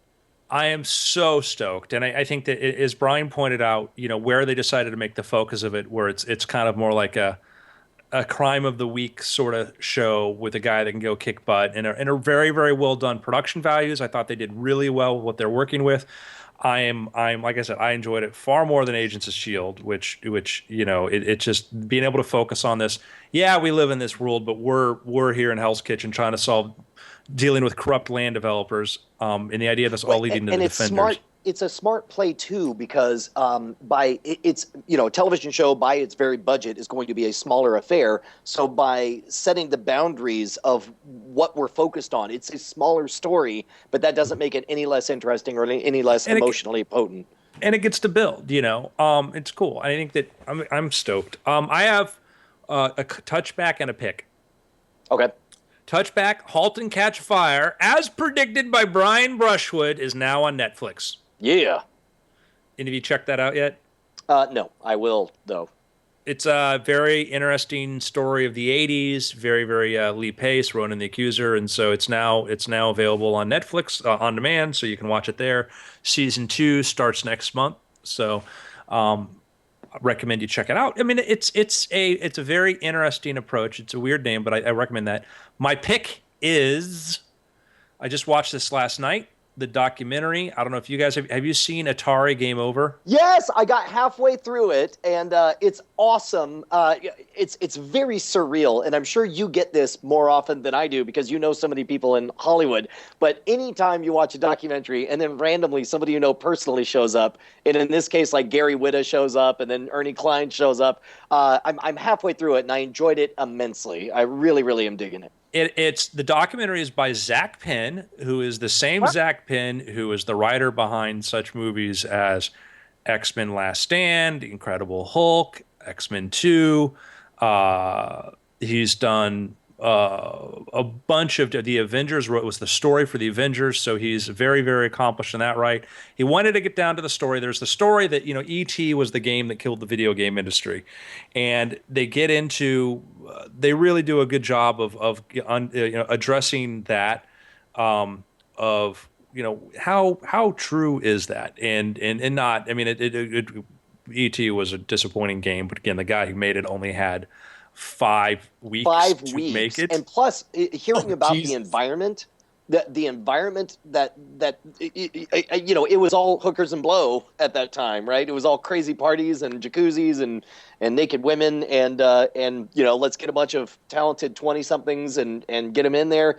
And now, like, I'm fascinated by this guy's story. Like, he's now a therapist, and just like that's a part of his life that he had, and he was responsible for one of the most reviled video games of all time. I mean, it's amazing. Yeah. So you get the odd Washburn. What's the name? E.T. game creator. Let's pull up his name. He because you get this side. Here's a guy who is the creator of the E.T. video game. Is actually Howard Scott Warshaw. Okay, one of the most talented Atari video game creators ever. Like, the only guy, every game he did was a million seller, Yar's Revenge, all these classic things, Indiana Jones, just incredible, success as a creator, brilliant creator. They go to Warner Brothers, pays like Warner Brothers, who owned Atari, pays $22 million on ET. They call him into the room. Can you deliver ET in 5 weeks? Yeah, sure. Goes, talks to Spielberg. They fly him out there on a Learjet to meet with Spielberg. Shows us Spielberg what he wants to do. Spielberg's great. Spielberg signs off on the game, is on video going, that's a great game, and then it becomes the debacle known as. I remember as a kid going over to a friend's house to play ET, going, "Wow, that's it? Hot hell is this?" Yeah, but again, this guy got out of the industry, but he's actually. We lost we lost a really incredible talent when that happened. Now he's a psychotherapist. I enjoyed also the science of modern archaeology. The ability to they dig down hoping to find newspapers from around this time, and then they're like, yeah, there we go. The cover says this time, so that means this is the zone roughly that we want to be at. Mm-hmm. That's great. I saw it when I was looking because I didn't know if Daredevil launched at midnight Eastern time. So I'm like, ooh, let me get a little Daredevil in. It wasn't up yet, but I did see that. So in the new releases. So I'm definitely I'll check that out as well. Yeah, I went through trying to order my Apple Watch. It was actually the Magic Castle in the middle of a show, and the show starts at 11:30. I'm thinking, oh, perfect. I'll get out at midnight. I'll order it. Show goes to 12:30. Oh no! No way to sneak out. By the way, did you chime in so you're also not going to get yours right at release either, Andrew? I struck a nerve. That didn't go so well. Is that a yes or no? I think he's trying to kill me. Is this a yes face? All right, fine. You're a complicated man, Andrew. Sometimes you're hard to read. All right, hey, listen. That half hour, I had to wait watching a great performer who I'd love to make fun of. That half hour cost me weeks. We're all gonna have bare wrists. We're gonna be the brotherhood of the bare wrist.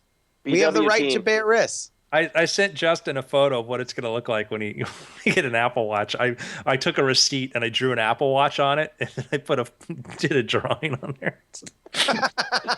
Let's just say that the drawing function is going to be abused. Yeah. And then I responded by explaining to Andrew clever ways that I'll take my heartbeat without him noticing. I hope you got a small wristband. What's your pick, Justin? So there's these movies that came out on digital release. The Star. You ever heard of these Star Wars movies? The Star Wars. Yeah, I saw you live tweeting. I had to explain to Bonnie. I'm like, Justin's live tweeting as he watches The Empire Strikes Back, and Bonnie was like, "Wait, what?" Yeah, man. Empire Strikes Back's awesome. Like, I don't care what anybody says. Like, that movie rules, and I think it deserves more credit online. It's a bold stance you take. Here's all right. This is just, and I tweeted this. Watch that movie and realize, story-wise, how much happens in the first 20 minutes. So fast. Like, so much happens. It's so more dense. so than most movies that come out. Like, you were gonna watch a million summer movies this season, right? And we're all gonna be really excited about them. Some of them are gonna be really good. Some of them are gonna suck. I will guarantee you that at least half of them won't have as much story happen in the entire close to 3-hour runtime of these movies that happens in the first 20 minutes of Empire Strikes Back. Both, for Han, for Luke, for Leia, like, something is constantly happening. That movie starts off with like its own, like, Hoth is basically its own movie. That could be its own movie. You could expand it. It wouldn't be as good, but it could be story-wise its own little arcs. Like, everything sort of wraps up, and then this whole other movie starts after you get this amazing adventure where all these character beats are touched upon in the first 20 minutes. It's so good. I'll also say, like, of all the special editions, and we're all counting down the seconds until, the original versions come out again. But of all the special editions, I would say that the Empire Strikes Back is the least of crimes. Like, I think there's a couple of dumb moments, like having him scream as he falls was dumb, and then having, showing the Wampas, what's his name? Wampa, just sort of. We don't know his walk name, over but yeah, towards he's a him. Wampa. Like those are the His name is Earl. Those are the only minor sins. In general, like, of all the special editions, that's the one that weathered the storm the best. Here's the biggest problem with the special editions. And listen, this is something that has spent more time on it than anybody needs to about, complaining about Lucas's changes. But here is the problem that ages the worst is 90s CGI over top of the other. I mean, it's like, it's not that it's necessarily even bad for the time or bad now. It just looks remarkably terrible as we continue to get better televisions and in these digital releases. It just, that mismatch of the way those movies look with their sets and the 90s CGI are just a bad match in general. Like, Right. They just aged very poorly. Well, like, you can lose yourself in a matte painting universe, right? Like, you could just say, like, this is the bizarre nature of this world. This is how things look from afar. And you get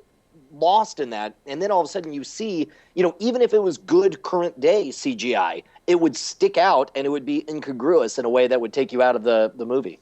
Yeah, which is odd because, you look at some of the stop motion stuff with, like, the Tauntaun and everything, and that still looks really good. And they developed a technique they used with I forgot who it was that was it Tippett or somebody came up with the whole idea of go motion, which is the idea of that having the objects move slightly within the frame, so you got frame blur. It's one of the reasons it looks so good and not like a Harryhausen, which is great in its day and age. But yeah, Mooncat says the stop motion looks terrible. I mean, like, it looks like stop motion, but it doesn't go motion, but it doesn't take me out of it. Like, it's like, oh wow, that looks like something that's not real, and it looks like a crazy alien. But that kind of plays into it in a way that seeing a TIE fighter in one way and then seeing a cluster of TIE fighters, fly across the screen that look a totally different way just doesn't play. Like, it takes it out and it ages very, very poorly. And I don't know. I mean, it'd be curious. Even Lucas himself, as we continue to go forward, he is somebody that has always been slavish to whatever the new technology is. I kind of wonder how much he looks at that now and just says, feels that urge to tinker and change and either bring in better CGI or remove some of the more offending. bad. kind of He don't things. know Yeah, no more. somebody corrected me on Twitter. I made the mistake of pointing out that I said episode 1 was shot on digital at 1080p, and that is not true. Episode 1 was shot on film. Episodes 2 and 3 were shot 1080p. That's as good as that print will ever look because it was shot on digital with the best technology at that time, which means that's as good as it'll ever look. Oh. Although, to be honest, I'm not worried about it. I think that technology for upscaling is just going to get better and better. I think all of the crappy photos and bad scans that we had, software is just going to, as artificially intelligent, bots I are think going to it's- make our memories look better and better. It'll be fine. It's just that has aged. That tag team, which I think people felt jarring when it came out, has continued. The gulf has only widened between the original art and the stuff that was put on top of it. Yeah. So Empire Strikes Back. I'm going out on a limb here and Wow, turn that's something on a to, bold choice, Justin. Yeah, I'm really cutting edge. Yeah, Empire Strikes Back. Wow, that's stepping out of line there. Gentlemen, it's been weird. Heck yeah, man. Dude, good show. This was a show. really good episode.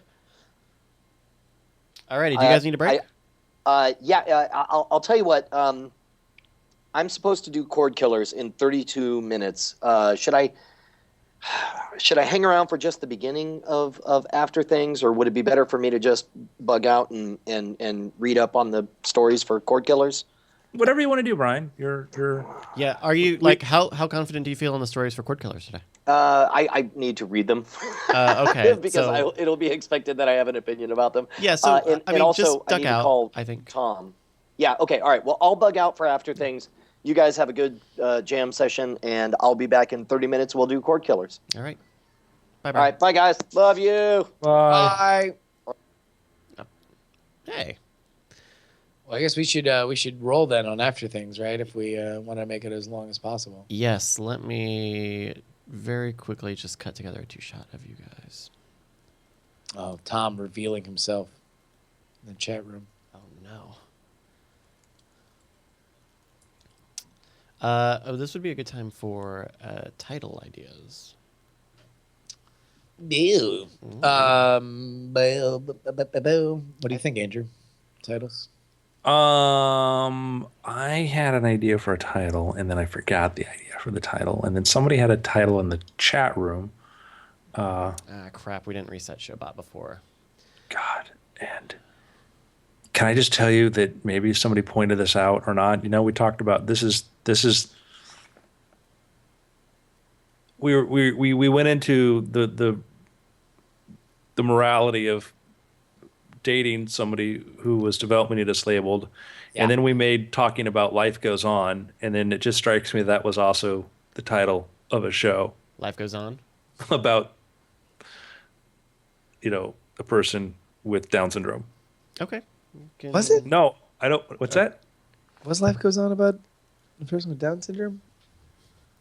We've also got. I remember the theme song. Alien Life Goes On. On, and so do we. Yeah, look up Life Goes On. Oh, there we go. Yeah, television's for drama series built around a mentally challenged character. Life Goes On chronicles the experience of the Thatcher family, particularly Corky, who has Down syndrome. Oh, Chris right. Oof. Oh, never mind. We also had a. Is it Empty Nest that had the Life Goes On theme song? I liked We Want to Know. That's something I put in the chat. We Want to Know. Sure, put in We Want to Know. Yeah. Okay. Why each show is such a horrible title. I'm just kidding. I just had to say that because I say horrible things. Just how we do it is no mystery. Here we go. That's what I was thinking of. Empty Nest. I'm going to use a restroom. You go. You for got it. It's a statement. Life goes on. Yeah, and so do we. Do do do do do do do do do do. How you doing, Nash? I'm doing good. How about yourself? Pretty rad. You got a busy week drive coming up, down right? What was that? You got a busy week coming up, right? Little bit. A bit. Fly down to Los Angeles, do a Mhm. little game for a upstart shoe company called Nikki, Nikki. Cool. and then Star Wars Celebration. Maybe get a little Disneyland in the middle. Ooh. At some point, I have to file for an extension on my taxes. Yeah, I might have to do that. You should see if our friend Chris Taylor is going to be around Oh yeah, I'm at sure he is. Celebration. I mean, he said he was. Yeah. So maybe we'll run into him. Give him a little high five. We'll be like, "Yo, bro, what's going on? How you doing?" Great. Okay, so Did you are you carving out an Apple Watch portion of your budget? no, not yet. I'm trying to buy a new computer. I'm trying to buy a new desktop, and so I'm close. It's the point where it's like, it's almost there. But then I know when that happens, I'm going to need new tires for my car, which I already need. So, Yeah. So I Those are real smell pain in the toast butt. all day long. I'm afraid I'm just having this constant stroke. yeah, isn't that like a distinct sign of having a stroke? Is smelling Which you toast? wonder, like, do they, like, in the stroke victims ward, do they just avoid that? No toaster zone. Just bagels. Just bagels. Alrighty. Well, are you two ready? Yeah. So wait, are we just gonna go for 20 minutes or? Yeah. Whatever you want to do. Take it as long all as right, you want. Yeah. Okay. Do you have to kick us off at some point, Bryce? Well, Um, Nesh, because Nesh is gonna switch for cord killers at 6. Okay, cool. Well, yeah. and Cord Killers is prepped, and it's like not a big deal if we start late. So 20 minutes, 30 minutes is probably a good amount All of right, time. cool. If anybody has any questions they want to throw at us, just put them into the chat room, and then Bryce will show that to us. So this is the After Things show where we talk about things after things. Hell yeah. Were there any emails about UFO abductions? Oh crap. There were, but we'll save those for next week. Cool. No problem. I can just put that we in the could- show notes again. Let me actually just start forwarding those to you so you can compile them and figure that out. Did we? I know we probably have gotten a couple After Things questions, and I don't know that I was smart enough to save it.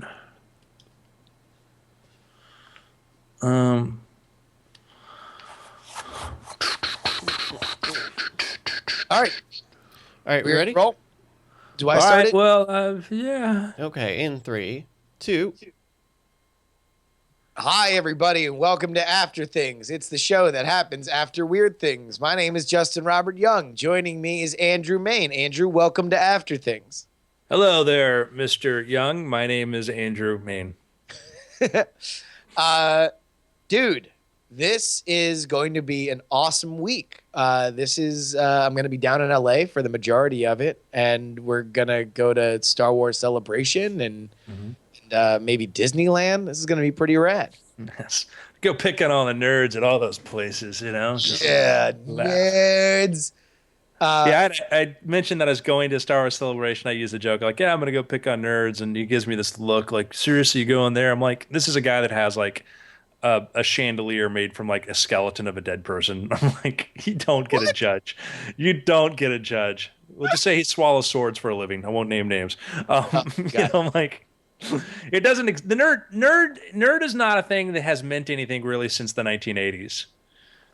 Yeah, I mean, that's certainly where the tide turned, right? And now it's almost mainstream. Like I don't know if there's a whole lot of things that people react to in that kind of way that like, oh, you are shamed for your Yeah, for it used interest. to be the loner sitting in the corner who was socially maladjusted, you know, and into things that just nobody else got, and that, you know, was nerdy stuff. And then when, you know, nerds started because of the internet and the computer, and nerds started to meet other nerds, and a lot of people realized they had a nerd side.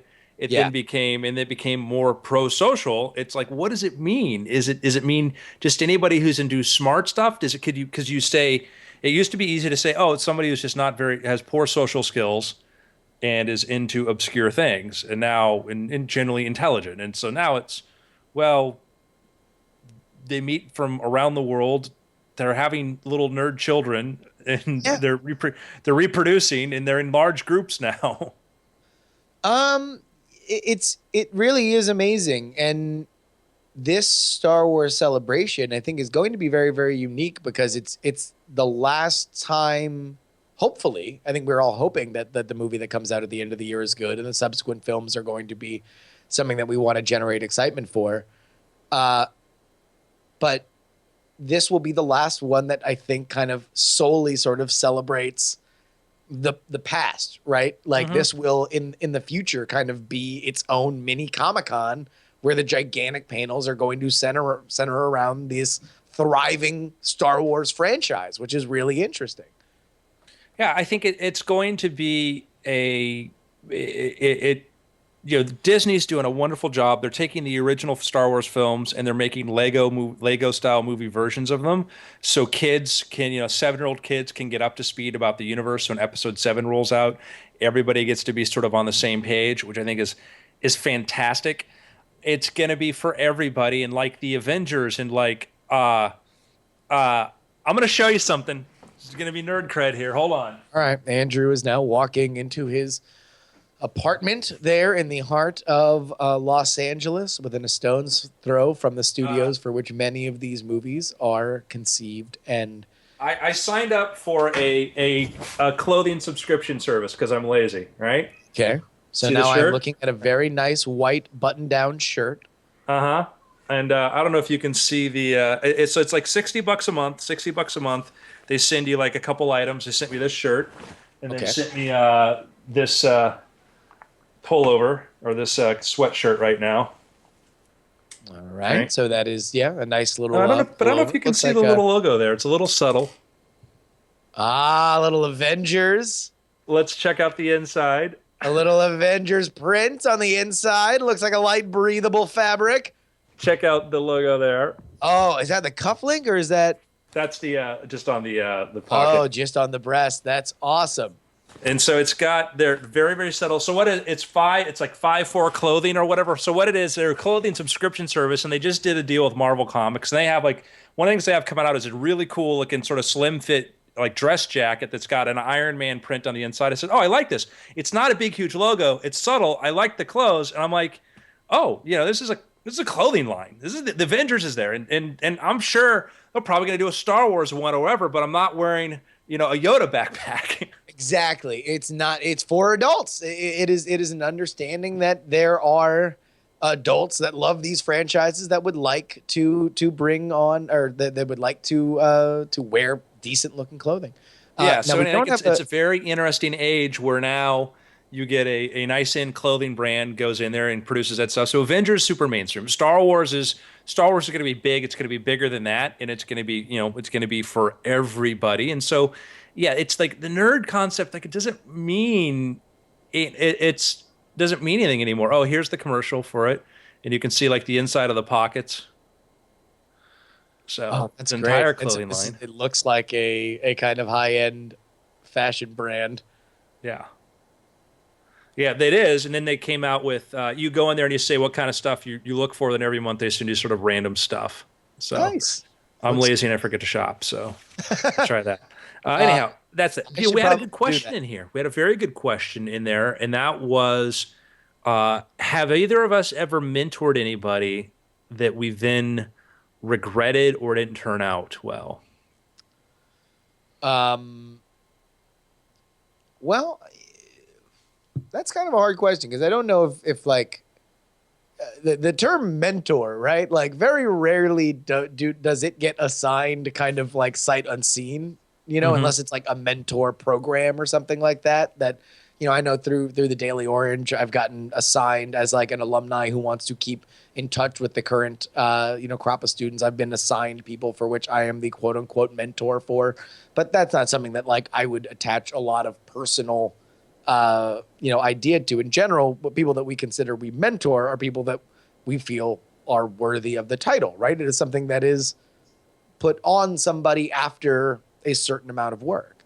I know that, yeah, I've never don't think I've ever really actively or whatever, like I will now mentor you. And I have younger friends who I give advice to and I talk to, and people come to me, for points of view on stuff.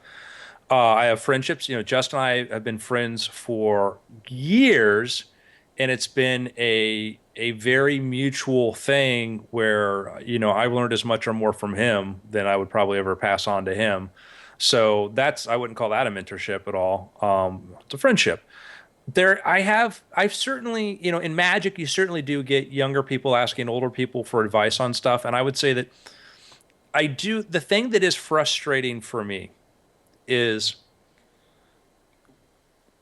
you have people who seek out under the pretense of advice, but really what they want is they either want you to do something for them, Yeah.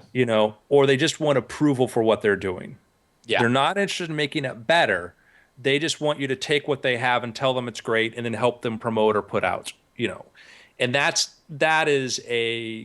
can be frustrating. And it's also, it's one of these things where you start realizing, man, how much effort am I going to spend there? And I've had that, like in Magic, you get that where I know of a magician, a younger guy who, very talented, very, very, very talented guy, very, very capable, very inventive, very clever. And, 2 years ago, wanted some advice from me. And I gave him I said, well, I've been in TV, for a while. And I can tell you flat out, the best piece of advice I can give you is go take improv classes. In Magic, you become very dependent on a deck of cards and in tricks and gimmicks. Go to an improv class. Go learn how to do that. Just spend 8 weeks, 9 weeks learning how to entertain people and not being afraid of entertaining people without any props. It will change your entire approach to everything. Just do that. I'm like, I'm telling you, if I imagine me popping out of the time machine and telling you, do this. This is the level of advice I'm giving you. Go to the improv class. Yes. Yeah. And he goes, yeah. I'll think about it. I'm like, it's, and this is a person, I'm like, what do you want to do? I want to be like David Copperfield. And I got to tell you about something I found, by the way. And I'm like, well, do this. He took acting, he took dance, he took voice classes, he did all these things in New York City from the best people he could find. That's why he's David Copperfield. At 19 years old, he knew to do that. Anyhow, flash forward. This guy has something in development with a network. Network seems excited because he's brilliant, very clever creator, very clever magician. And then everything falls apart. And then the word comes out that they told him, well, you're not really a performer. And I'm not saying that had he spent 9 weeks doing improv classes, it would have changed things for him, but I'm sure as hell that it would have given him a better chance, in that he just was so unaware of the deficiencies there, that it was just this there's this thing that could have changed your life, that could have helped you out, because you were put into a position where I told you it was going to happen, because once the deck of cards is out of your hand, you don't know what to do. It would have helped you. And by the way, I think one of the biggest things is you need to have at least the connection. So let's say that this kid doesn't want to immediately run out and sign sign up for an improv class for whatever reason, right? There's some block between him and doing that. Engaging with you in a conversation that you are having with him, right? Even just to say, oh, okay, well, what did you learn in an improv class? What are elements of it? Just understanding the concept better instead of just giving the okay. That even can oftentimes make all the difference, because we all have reasons why we don't do things that maybe would be better for us. We all have mental blocks. We all have opposition, even, in situations where we trust the person whose advice we are taking. But you need to connect. There needs to be a communication if you really want to learn. Oh, for sure. In show business, you got to put in the reps. And,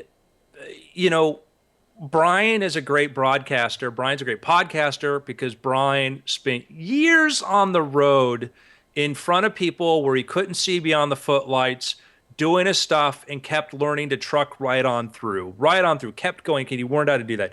You were doing not improv. You were doing comedy in college. You were working in comedy groups. You were doing that, and you were very analytical about your craft.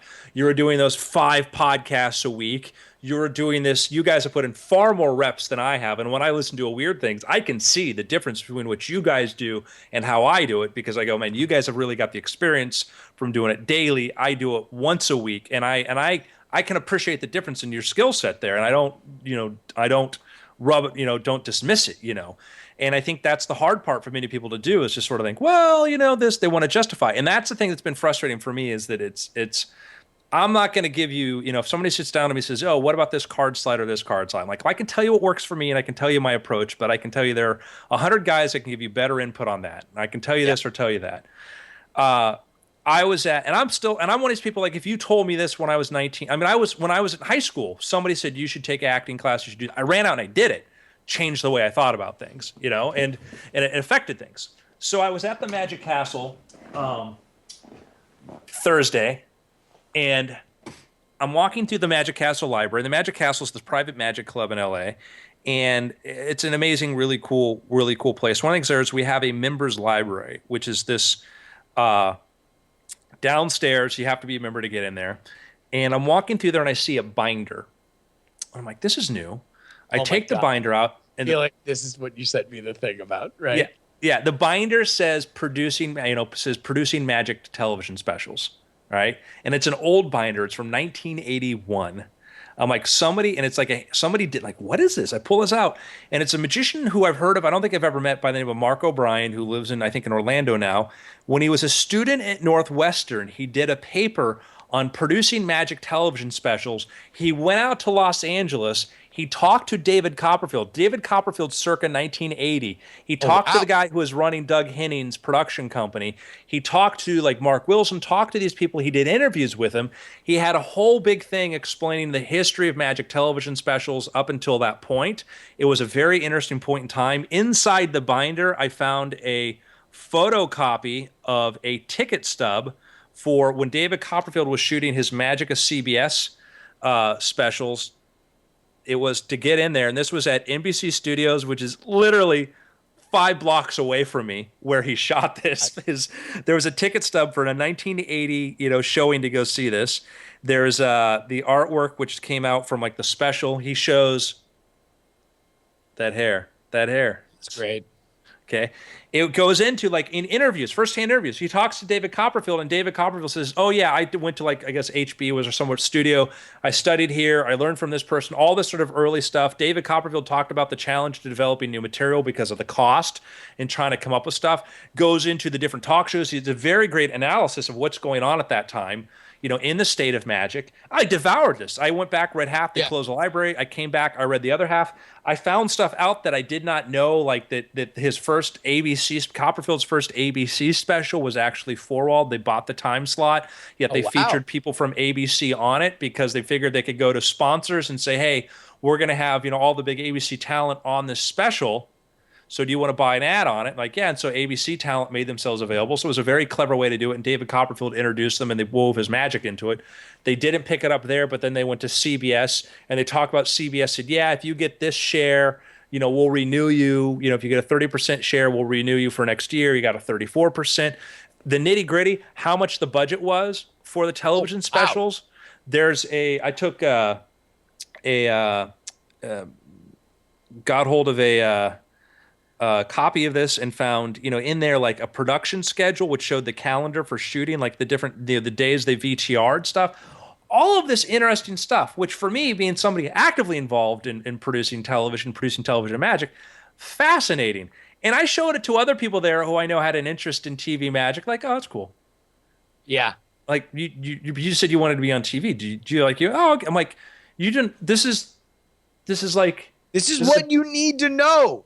This is the holy text. This is the Shroud of Turin. This is amazing.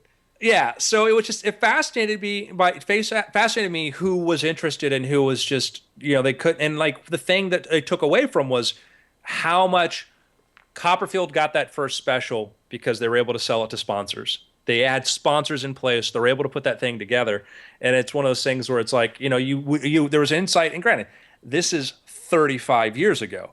But that power structure has not changed. And so it's one of these things, to me, it's like, man, this is, if I wanted to do a TV special, I know like, oh, the thing that I'm going to go do is I'm going to go find a sponsor. I'm going to go find a company to say, you're like, all right, you know, would you be, what's it worth to you to have this sort of featuring or whatever? So anyhow, I guess to that earlier question is that when people tell you what's important and you don't think it's important, sometimes they're wrong. I mean, if somebody, you know, you have to understand each person you go to, what they know and what they don't know. And there are people who offer you wonderful pieces of advice, but their career has not moved anywhere in 30 years. There are people I go to who are very good resources of a lot of encyclopedic knowledge or in show business who I think have dumb ideas. I don't tell them they're dumb ideas, you know, because I don't want to hurt the relationship. But anyhow. You know, it's interesting for ambitious people.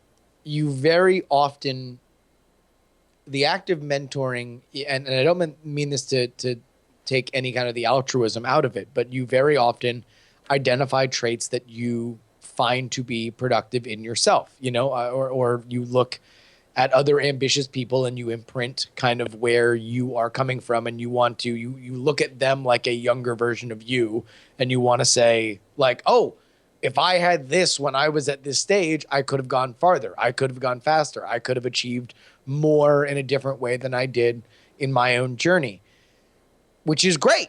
I think because very often that's how, you know, I'm sure when I met you, Andrew, you saw elements of yourself in me, and I am far more the better for it. And I have often looked to find other people that I can help share elements of if I've achieved anything or they can take something from me, I want to share it with them.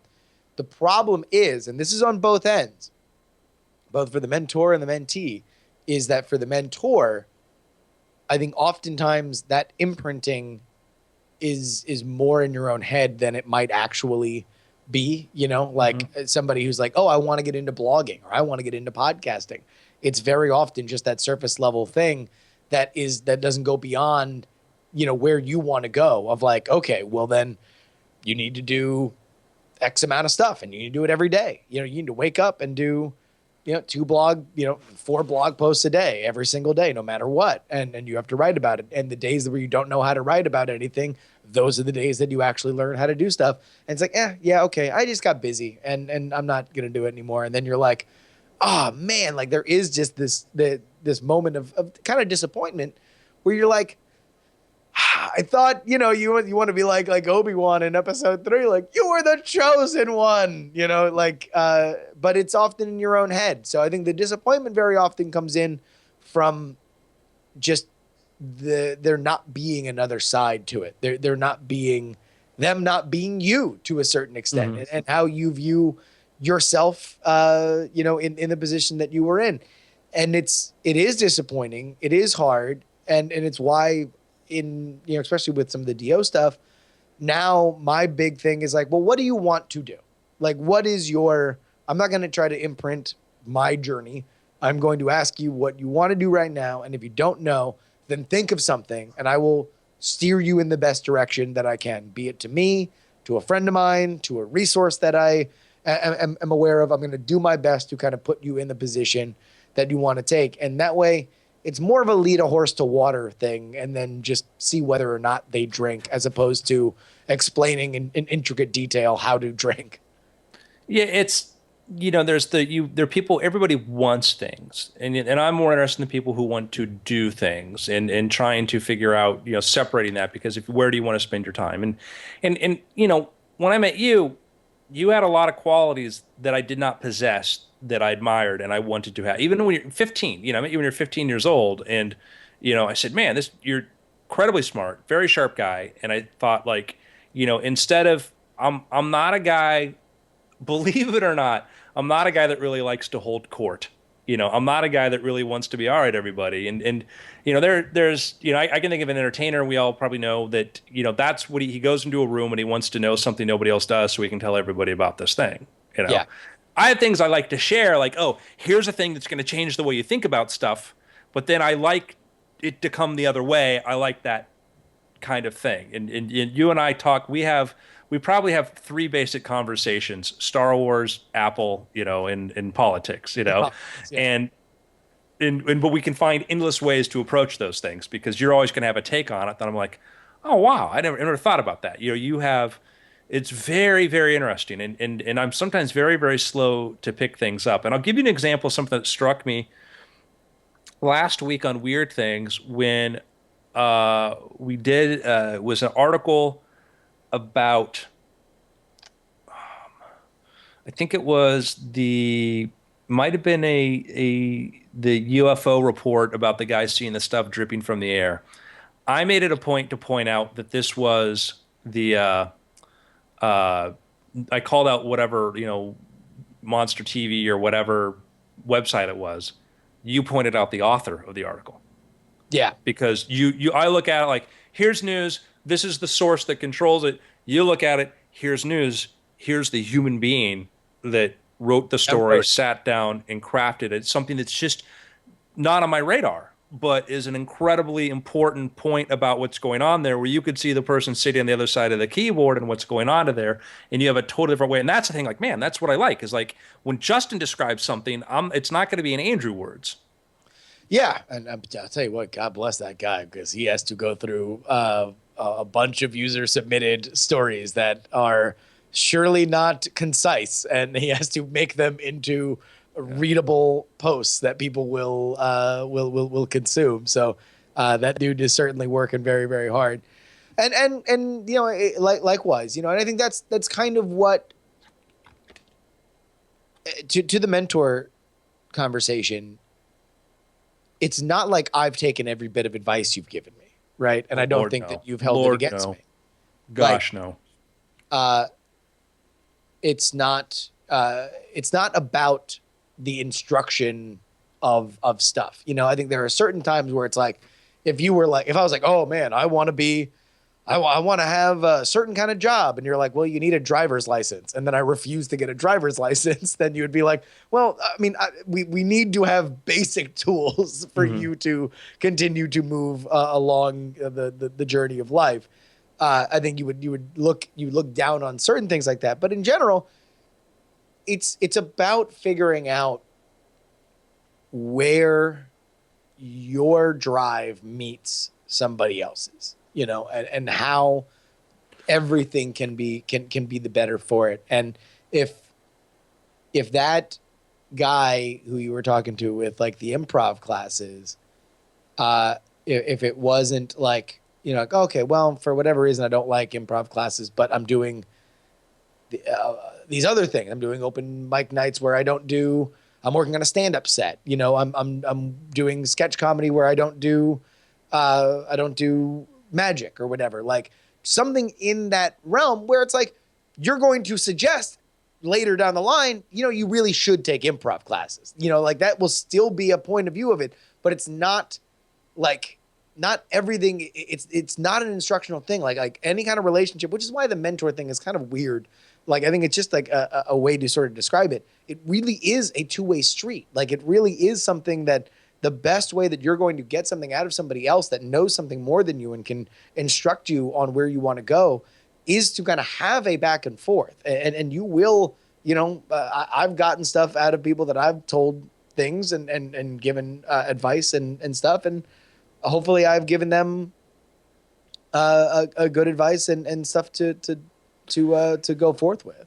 I think, thing like I've been lucky that I've had people that I was able to learn a lot from, and sometimes there are people I got a lot of information from. They told me things that were useful, and then when it comes to knowledge, some of the things that you learn are just as much not what to do. When I was younger, I had the opportunity to work with a couple different people, and one person was a great person to collaborate and work with because he was very much invested in my success and how well things worked out for me.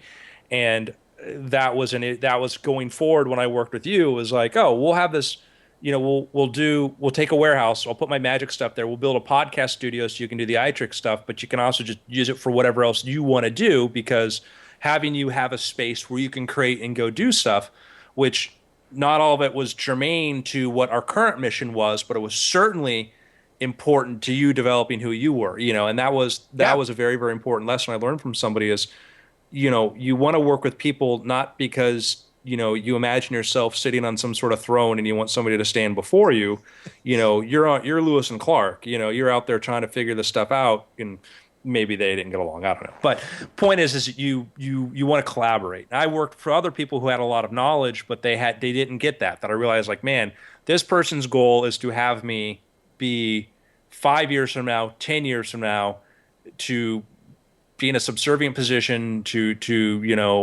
be their professional assistant or whatever, not to really develop my skill in a way that may actually be threatening or go beyond what they did. And I said, I don't want to be that. I don't want to be. You said one of the most important things ever that affected me, and I've told it to Brian, and Brian credits me for it, but it's actually from you.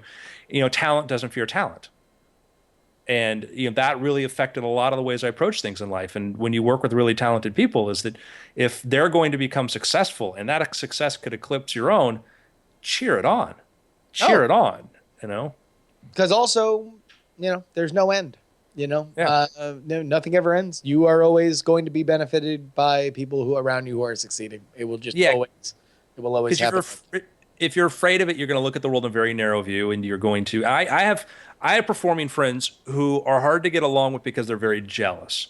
When somebody else has success, they turn bitter or whatever, and they cannot enjoy other people's success because they think it comes at the cost of them.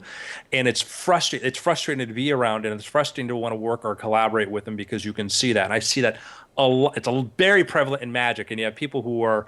It's not on the surface, but it's there in their actions, the way they behave, and it's basically it's inhibiting them. It's really, really inhibiting them, and But then anyhow. Bottom line is you can learn a lot, sometimes not the lesson somebody's trying to tell you because they don't know. I've had people who've given me very heartfelt advice, and I go, well, this is not a thing you experience. This is a thing you think because it's theory for you. But all your other theories were wrong. Well, and that's the thing. It's like everybody's got to do your own calculus on it. You got to figure it out. All right, we actually do have to wrap up after things because our the Diamond Club .TV programming Saturday surprise rock block rolls on with Chord Killers here live. But thank you guys so much for hanging out with us. It's been weird. After it was kind of weird too. It was weird. It's been after. Yeah. Boo! Great. Stop. Okay. Thank you, gentlemen, so much. Very good shows, the both of you. Justin, I'll Skype you to go over logistics if you got a moment. You got it. Well, I'm going to hang up on you. Bye, guys. Boy. All right.